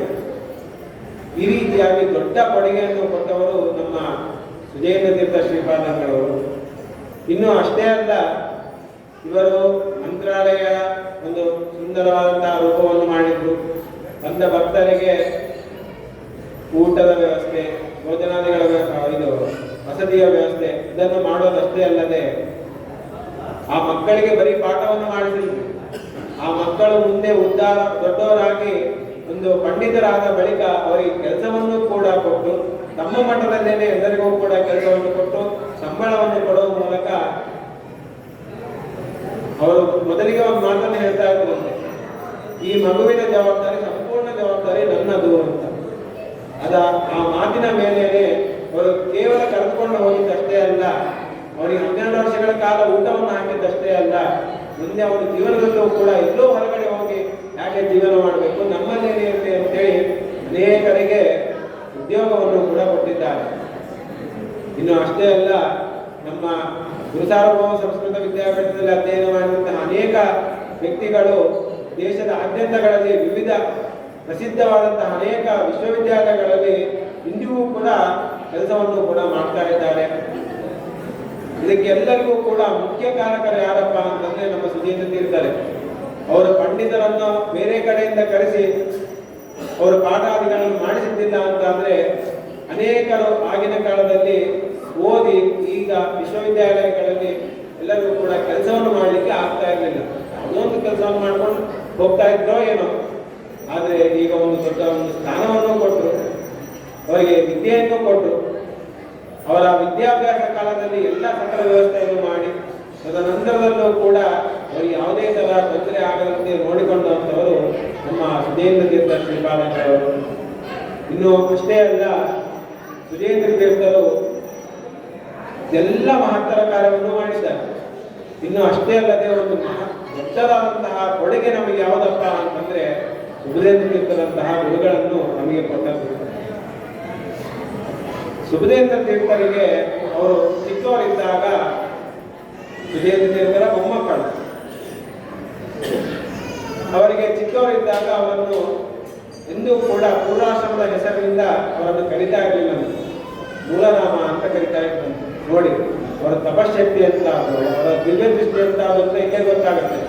ಮುಂದೆ ಈ ವ್ಯಕ್ತಿಯನ್ನೇ ಬಂದು ಸಾಕ್ಷಾತ್ತಾಗಿ ರಾಮಚಂದ್ರ ದೇವರಿಂದ ಬ್ರಹ್ಮಾದಿ ಅನೇಕ ದೇವತೆಗಳಿಂದ ಪೂಜೆ ಮಾಡಿದಂತಹ ಆ ಮೂಲರಾಮ ದೇವರನ್ನು ಪೂಜೆ ಮಾಡುವವರು ಇವರು ಅಂತ ಅಂದಿನ ಕಾಲದಲ್ಲೇನೆ ಗುರುತಿಸಿದರು. ಅಂತಹ ತಪಸ್ವಿಗಳಾದಂತಹ ಸುಜೇಂದ್ರ ತೀರ್ಥ ಶ್ರೀಪಾದಂಗಳವರ ಮೊಮ್ಮಕ್ಕಳಾದವರು ನಮ್ಮ ಸುಬುಧೇಂದ್ರ ತೀರ್ಥ ಶ್ರೀಪಾದಂಗಳವರು. ಅವರು ಕೂಡ ಅಷ್ಟೇ ತಮ್ಮ ಪೂರ್ವಾಶ್ರಮದ ಸಾಧನವಾದ ಮಾರ್ಗದರ್ಶಿಯಲ್ಲಿ ಇದ್ದಾರೆ. ನಮ್ಮಲ್ಲಿ ಅನೇಕ ವಿದ್ಯಾರ್ಥಿಗಳನ್ನು ಕರೆದುಕೊಂಡು ಬಂದು ನಮ್ಮನ್ನು ಸಂರಕ್ಷಣೆ ಮಾಡಿ ವಿದ್ಯೆಯನ್ನು ಕೊಟ್ಟು, ಬಟ್ಟೆಯನ್ನು ಕೊಟ್ಟು, ವಸತಿಯನ್ನು ಕೊಟ್ಟು, ಅದೇ ರೀತಿಯ ವಿದ್ಯಾಭ್ಯಾಸ ಆದ ನಂತರ ನಮಗೆ ಕೆಲಸವನ್ನು ಕೂಡ ಕೊಟ್ಟು, ಸಂಬಳವನ್ನು ಕೂಡ ಕೊಟ್ಟು ನಮ್ಮನ್ನು ರಕ್ಷಣೆ ಮಾಡ್ತಾ ಇದ್ದಾರೆ ಅಂತಂದ್ರೆ ಅದಕ್ಕೆಲ್ಲವೂ ಕೂಡ ಮುಖ್ಯ ಕಾರಕರು ನಮ್ಮ ಸುಜೇಂದ್ರ ತೀರ್ಥ ಶ್ರೀಪಾದಂಗಳವರು. ಅವರು ಹಾಕಿಕೊಟ್ಟ ಮಾರ್ಗದಲ್ಲೇನೆ ಇವರು ಕೂಡ ನಡೆದುಕೊಂಡು ಬರ್ತಾ ಇದ್ದಾರೆ. ಇಂತಹ ಗುರುಗಳನ್ನು ನಾವು ಅಂದುಕೊಳ್ತಾ ಇದ್ದೇವೆ. ಯಾರಾದ್ರೂ ನಾವು ಚಿಕ್ಕವರಿದ್ದಾಗ ಉಪನ್ಯಾಸವನ್ನು ಮಾಡ್ತಾ ಇದ್ವಿ, ಅಥವಾ ನಮ್ಮ ತಂದೆಯವರು ಸುಜೇಂದ್ರ ಕಾರಣದಲ್ಲಿನೇ ಓದಿದವರು. ಅವರು ಅವಾಗ ಹೇಳ್ತಾ ಇದ್ರು ಸುಜೇಂದ್ರ ತೀರ್ಥರು ಹಾಗಿದ್ರು ಹೀಗಿದ್ರು ಅಂತ. ಅವ್ರು ಕೇಳಿದಾಗ ನನಗೆ ಅನಿಸ್ತಾ ಇತ್ತು, ಅಂಥವರ ಕಾಲದಲ್ಲಿ ನಾವು ಇರ್ಲಿಲ್ಲಲ್ಲ, ಇದ್ದಿದ್ರೆ ನಾವು ಅಂತಹ ದೊಡ್ಡ ತಪಸ್ವಿಗಳನ್ನು ನೋಡ್ತಾ ಇದ್ವಿ, ಅಂತ ಜ್ಞಾನಿಗಳ ಒಂದು ದಿವ್ಯ ದೃಷ್ಟಿಗೆ ನಾವು ಕೂಡ ಪಾತ್ರರಾಗ್ತಾ ಇದ್ವಲ್ವಾ ಅಂತ ಅವಾಗ ಅನಿಸ್ತಾ ಇತ್ತು. ಆದ್ರೆ ಈಗ ನಮಗೆ ಆ ತರ ಏನೂ ತೊಂದರೆ ಇಲ್ಲ. ಯಾಕೆ ಅಂತಂದ್ರೆ ನಮಗೆ ಸುಬುಧೇಂದ್ರ ತೀರ್ಥರಂತಹ ಗುರುಗಳನ್ನು ಕೊಟ್ಟು ಮಹಾ ದೊಡ್ಡದಾದಂತಹ ಒಂದು ಕಾರ್ಯವನ್ನು ನಡೆಸ್ತಾ ಇದ್ದಾರೆ. ಅವರು ಯಾವ ರೀತಿಯಾಗಿ ಇದ್ರು ಅಂತ ನಾವು ಕೇಳ್ತಾ ಇದ್ದೋ ಅದೇ ಮಾರ್ಗದಲ್ಲೇನೆ ನಾವು ಇಂದು ಸುಬುಧೇಂದ್ರ ತೀರ್ಥರನ್ನು ಕಾಣ್ತಾ ಇದ್ದೇವೆ. ನಮಗೆ ಅವರು ಪಾಠ ಪ್ರವಚನಾದಿಗಳನ್ನು ಮಾಡ್ತಾ ಇದ್ರು ಅಂತ ಕೇಳ್ತಾ ಇದ್ರು. ನಮಗೆ ಸುಧಾದಿ ಅನೇಕ ಗ್ರಂಥಗಳ ಪಾಠವನ್ನು ಮಾಡಿ ನಮ್ಮನ್ನು ಉದ್ಧಾರ ಮಾಡಿದಂಥವರು ನಮ್ಮ ಸುಬುಧೇಂದ್ರ ತೀರ್ಥ ಶ್ರೀಪಾದಂಗಳು. ಇನ್ನ ಬಂದ ಭಕ್ತರಿಗೆ ಯಾವ ತೊಂದರೆ ಆಗದಂತೆ ನೋಡ್ಕೊಳ್ತಾ ಇದ್ರು ಅಂತ ನಾವು ಕೇಳ್ತಾ ಇದ್ವಿ. ಅದೇ ರೀತಿಯಾಗಿ ಇಂದೂ ಕೂಡ ಮಂತ್ರಾಲಯಕ್ಕೆ ಹೋದರೆ ಆ ಸುಂದರವಾದಂತಹ ನಿರ್ಮಾಣ ನೋಡಿದ್ರೆ ಅಭಿನವ ಸುಧೇಂದ್ರ ತೀರ್ಥರು ಅಂತ ಇವರನ್ನು ಕರೆದರೂ ಕೂಡ ತಪ್ಪಾಗಲಿಕ್ಕಿಲ್ಲ. ಅಂತಹ ಯಾಕೆ ಬಂದ ಭಕ್ತರಿಗೆ ತೊಂದರೆ ಆಗಬಾರದು ಅಂತ ಅನೇಕ ಕಟ್ಟಡಗಳನ್ನು ಕಟ್ಟಿಸಿಕೊಡ್ತಾ ಇದ್ದಾರೆ. ಇನ್ನು ಬಂದ ಭಕ್ತರಿಗೆ ಲಕ್ಷಾಂತರ ಜನ, ನಾವು ಒಂದು 10 ವರ್ಷ ಕೆಳಗಡೆ ನೋಡಿದಂತಹ ಜನ ಈಗ ಇಲ್ರಿ. ಯಾಕೆ ಅಂತಂದ್ರೆ ಆ ರೀತಿಯಾದಂತಹ ಜನ ನಾವು ಆರಾಧನಾ ದಿನಗಳಲ್ಲಿ ನೋಡ್ತಾ ಇದ್ವಿ. ಇವಾಗ ಪ್ರತಿಯೊಂದು ಗುರುವಾರ, ಶನಿವಾರ, ಭಾನುವಾರ ದಿನಗಳಲ್ಲೂ ನೋಡ್ತಾ ಇದ್ದೇವೆ. ಲಕ್ಷಾಂತರ ಜನ ಬರ್ತಾ ಇದ್ದಾರೆ. ನಮ್ಮ ಮನೆಗೆ ಒಂದು 4 ಜನ ಎಕ್ಸ್ಟ್ರಾ ಬಂದು ನಾವು ನೋಡ್ಕೊಳ್ಳಿಕ್ಕೆ ಆಗೋದಿಲ್ಲ. ಅವ್ರಿಗೆ ಜಾಗ ಹೇಗೆ, ಅವ್ರ ಮಲಗಲಿಕ್ಕೆ ಹೇಗೆ, ಅವ್ರಿಗೆ ಊಟದ ವ್ಯವಸ್ಥೆ ಹೇಗೆ ಅಂತ ನಾವು ತಿಳಿದ್ದೇವೆ. ಆದರೆ ಬಂದಂತಹ ಲಕ್ಷಾಂತರ ಜನಕ್ಕೆ ಯಾವುದೇ ತರ ತೊಂದರೆ ಆಗದಂತೆ ನೋಡಿಕೊಳ್ಳಬೇಕು ಅಂತ ಗುರುಗಳು ಒಂದು ದೊಡ್ಡದಾದಂತಹ ಯೋಜನೆಯನ್ನು ಹಾಕಿಕೊಂಡು ಅವರಿಗೆ ಏನು ನಡೀತಾ ಇದ್ದಾರೆ ಎಲ್ಲರಿಗೂ ಕೂಡ ನಮ್ಮಂತಹ ಶಿಷ್ಯರೆಲ್ಲರೂ ಕೂಡ ಕೈ ಜೋಡಿಸಬೇಕು. ಅದರಿಂದಾಗಿ ಗುರುಗಳಿಗೆ ಆ ರಾಮನ ಸೇವೆಗಾಗಿ ಅಲ್ಲಿಗೆ ತನಗಾದಂತಹ ಒಂದು ಕಲ್ಲು ನಿಂತಿ ಹೇಗೆ ರಾಮ ಸೇತುವಿನ ನಿರ್ಮಾಣದ ಸಂದರ್ಭದಲ್ಲಿ ಅದು ಅಳಿಲು ಸೇವೆ ಅಂತ ಮಾಡಿತೋ ಅದೇ ರೀತಿಯಾಗಿ ನಾವು ಕೂಡ ನಮ್ಮ ಗುರುಗಳು ಮಾಡುವಂತಹ ಮಹತ್ತರದ ಅನೇಕ ಕಾರ್ಯಗಳನ್ನು, ಅದರಲ್ಲಿ ಒಂದಾದದ್ದು ಈ ಜ್ಞಾನಯಜ್ಞ ಕಾರ್ಯಕ್ರಮ. ಗುರುಗಳಿಗೆ ಒಂದು ದೊಡ್ಡದಾದಂತಹ ಆಸೆ ಇತ್ತು, ಶ್ರೀಮಠದಲ್ಲಿ ಪ್ರತಿನಿತ್ಯ ಪಾಠ ಪ್ರವಚನ ಆಗಬೇಕು. ಪಾಠದ ಸಲುವಾಗಿ ವಿದ್ಯಾಪೀಠವನ್ನು ಸ್ಥಾಪನೆ ಮಾಡಿದರು. ಪ್ರವಚನ ಮಾಡಬೇಕು. ಪ್ರವಚನ ಸಲುವಾಗಿ ನಮ್ಮಂತಹ ವಿದ್ವಾಂಸರನ್ನು ಇಲ್ಲಿ ಕೂಡಿಸಿದ್ರು. ವಿದ್ವಾಂಸರನ್ನು ಕೂಡಿಸಿದ್ರೆ ಸಾಕಾಗುತ್ತ? ಶ್ರೋತೃವಂತ ಇಲ್ಲ ಅಂತಂದ್ರೆ ಯಾರಿಗೆ ತಾನೇ ಪ್ರವಚನ ಮಾಡುದು? ಯಾರು ಕೂಡ ಕೇಳುವವರೇ ಇಲ್ಲ ಅಂತಾದ್ರೆ ಕೇಳುವವರಿಗೂ ಕೂಡ ಆಸಕ್ತಿ ಬರೋದಿಲ್ಲ. ಅದಕ್ಕೋಸ್ಕರವಾಗಿ ಅವರು ಬಂದಾಗೆಲ್ಲ ಕೂಡ ಹೇಳ್ತಾ ಇದ್ರು, ನಮ್ಮಲ್ಲಿ ಪಾಠ ಪ್ರವಚನ ಆಗತ್ತೆ, ಬನ್ನಿ ಬನ್ನಿ ಬನ್ನಿ ಅಂತ. ಆದ್ದರಿಂದ ಅದನ್ನು ಕೇಳಿದಂತಹ ಅನೇಕ ಭಕ್ತರು ಪ್ರತಿನಿತ್ಯದಲ್ಲೂ ಕೂಡ ಬಂದು ಈ ಜ್ಞಾನಯಜ್ಞ ಎನ್ನುವಂತಹ ಒಂದು ಮಹತ್ತರವಾದಂತಹ ಕಾರ್ಯಕ್ಕೆ ಅದು ಈಗೇನು ಯಶಸ್ಸಾಗ್ತಾ ಇದೆ ಅದಕ್ಕೆಲ್ಲದಕ್ಕೂ ಕಾರಣ ನಾವು ನಡೆಸ್ಕೊಂಡು ಹೋಗ್ತಾ ಇರುವಂತಹ ನಾವು 8 ಜನ ಅಧ್ಯಾಪಕರಲ್ಲದೆ ಬಂದಂತಹ ನೀವುಗಳು ಪ್ರತಿನಿತ್ಯದಲ್ಲೂ ಕೂಡ ಬಂದು ಕೇಳ್ತಾ ಇರೋದ್ರಿಂದಾಗೇನೆ ಈ ಜ್ಞಾನಯಜ್ಞ ಎನ್ನುವಂತಹ ಕಾರ್ಯಕ್ರಮ ಅನ್ನೋದು ಅದು ಬಂತು. ಅದರಿಂದಾಗಿ ಈ ಮಧ್ವ ನವರಾತ್ರೋತ್ಸವ ಎನ್ನುವಂತಹ ಆಲೋಚನೆಯು ಕೂಡ ಬಂತು.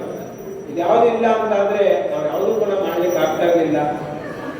ಆದ್ದರಿಂದಾಗಿ ನೀವು ಪ್ರತಿನಿತ್ಯದಲ್ಲೂ ಕೂಡ ಇದೇ ರೀತಿಯಾಗಿ ಬಂದು ನಮಗೆ ಒಂದು ಉತ್ಸಾಹವನ್ನು ಕೊಡುವ ಮೂಲಕ ನಾವು ಒಂದು 4-6 ಗ್ರಂಥಗಳನ್ನು ನೋಡಲಿಕ್ಕೆ ಕಾರಣರಾಗಿದ್ದೀರಾ. ಅದರಿಂದ ಬಂದಂತಹ ಜ್ಞಾನದಿಂದ ನಾವು ಹೇಳುವಂತಹ ವಿಷಯವನ್ನು ಸ್ವೀಕಾರ ಮಾಡಿ ಅದರಿಂದ ನೀವು ಅನೇಕರು ಕೂಡ ಜ್ಞಾನವನ್ನು ಪಡೆದುಕೊಳ್ಳಲಿಕ್ಕೆ ಕಾರಣರಾಗಿದ್ದೀರಾ. ಇಂತಹ ಅನೇಕ ಮಹತ್ತರ ಕಾರ್ಯಗಳಲ್ಲಿ ನಾವೆಲ್ಲರೂ ಕೂಡ ತೊಡಗಬೇಕು. ಈ ರೀತಿಯಾಗಿ ಅನೇಕ ಕಾರ್ಯಗಳನ್ನು ನಮ್ಮಿಂದ ಆಗ್ತಾ ಇದೆ ಅಂತಂದ್ರೆ ಅದಕ್ಕೆ ಮುಖ್ಯ ಕಾರಕರು ನಮ್ಮ ಸುಬುಧೇಂದ್ರ ತೀರ್ಥ ಶ್ರೀಪಾದಂಗಳು. ಅವರ ಒಂದು ಆದೇಶ, ಅವರ ಒಂದು ಅನುಗ್ರಹದಿಂದಾಗಿ ನಾವೆಲ್ಲವನ್ನು ಕೂಡ ಮಾಡಿಕೊಂಡು ಹೋಗ್ತಾ ಇದ್ದೇವೆ. ಅದೇ ರೀತಿಯಾಗಿ ನೀವು ಕೂಡ ಪ್ರತಿನಿತ್ಯದಲ್ಲಿ ನೀವು ಬರೋದು ಒಂದು ಕೆಲಸ, ಮತ್ತು ನಮ್ಮ ವಿದ್ಯಾಪೀಠದಲ್ಲಿ ನಿಮ್ಮ ಮಕ್ಕಳನ್ನು, ನಿಮ್ಮ ಬಂಧುಗಳ ಮಕ್ಕಳನ್ನು ಬಿಟ್ಟು ಅವರ ಒಂದು ಅಭಿವೃದ್ಧಿಗೆ ನೀವು ಕೂಡ ಕಾರಣರಾಗಬೇಕು ಅಂತ ಹೇಳಿಕೊಳ್ತಾ ಪ್ರತಿನಿತ್ಯದಲ್ಲೂ ಕೂಡ ಇದೇ ರೀತಿಯಾಗಿ ಇವುಗಳು ಇಲ್ಲಿಗೆ ಬಂದು ನಮಗೂ ಕೂಡ ಒಂದು ಸಂತೋಷವನ್ನು ಕೊಟ್ಟು ನೀವು ಅದರಿಂದ ಉಂಟಾದಂತಹ ಜ್ಞಾನವನ್ನು ಪಡೆದು ಹೋಗಬೇಕು ಅಂತ ಹೇಳಿಕೊಳ್ತಾ ಆರಾಧನಾ ನಾಯಕರಾದಂತಹ ಸುಧೇಂದ್ರ ತೀರ್ಥ ಶ್ರೀಪಾದಂಗಳವರ ಸ್ಮರಣೆಯನ್ನು ಮಾಡಿ ಇಷ್ಟರವರೆಗೆ ಹೇಳಿರುವಂತಹ ವಿಷಯದಲ್ಲಿ ಏನಾದರೂ ದೋಷಗಳಿದ್ದರೆ ಅದು ನನ್ನ ಅಜ್ಞಾನದಿಂದ ಬಂದದ್ದು. ಏನಾದರೂ ಗುಣಗಳು ಅಂತಿದ್ರೆ ಬಂದಂತಹ ಅನೇಕ ವ್ಯಕ್ತಿಗಳಿಗೆ ಪಾಠವನ್ನು ಮಾಡಿ ನಮ್ಮೆಲ್ಲರನ್ನೂ ಕೂಡ ಉದ್ಧಾರ ಮಾಡಿದಂತಹ ನಮ್ಮ ಸ್ವರೂಪೋದ್ಧಾರ ಗುರುಗಳಾದಂತಹ ಪರಮ ಪೂಜ್ಯ ಮಂತ್ರಾಲಯ ಮಠಾಧೀಶರಾದ ಸುಬುಧೇಂದ್ರ ತೀರ್ಥರಿಗೆ ಎಲ್ಲವೂ ಕೂಡ ಸೇರುತ್ತೆ ಅಂತ ಹೇಳ್ತಾ ನನ್ನ 4 ಮಾತುಗಳನ್ನು ಮುಗಿಸ್ತಾ ಇದ್ದೇನೆ. ನಾಳೆಯ ದಿವಸ ಮಧ್ವ ವಿಜಯದ 9, 10 ಸರ್ಗಗಳಲ್ಲಿ ಬರುವಂತಹ ವಿಷಯದ ಬಗ್ಗೆ ನಮ್ಮ ಮಠದ ವ್ಯವಸ್ಥಾಪಕರಾದಂತಹ ನಮ್ಮ ವಿದ್ಯಾಪೀಠದ ಪ್ರಾಂಶುಪಾಲರಾದ ದ್ವಾರಕನಾಥಾಚಾರ್ಯರು ನಡೆಸಿಕೊಂಡು ಹೋಗಿದ್ದಾರೆ. ನಾವೆಲ್ಲರೂ ಕೂಡ ಇದೇ ರೀತಿಯಾಗಿ ಪ್ರತಿನಿತ್ಯದಲ್ಲೂ ಬಂದು ನಮ್ಮ ಈ ಜ್ಞಾನಯಜ್ಞ ಎನ್ನುವಂತಹ ಕಾರ್ಯಕ್ರಮಕ್ಕೆ ನೀವೆಲ್ಲರೂ ಕೂಡ ಯಶಸ್ಸನ್ನು ತಂದುಕೊಡಬೇಕು ಅಂತ ಸಕಲ ಸರ್ಕಾರದಲ್ಲಿ ಪ್ರಾರ್ಥನೆ ಮಾಡ್ತಾ ನನ್ನ 4 ಮಾತನ್ನು ಮುಗಿಸ್ತಾ ಇದ್ದೇನೆ. ಶ್ರೀಕೃಷ್ಣ ಅರ್ಪಣಮಸ್ತು.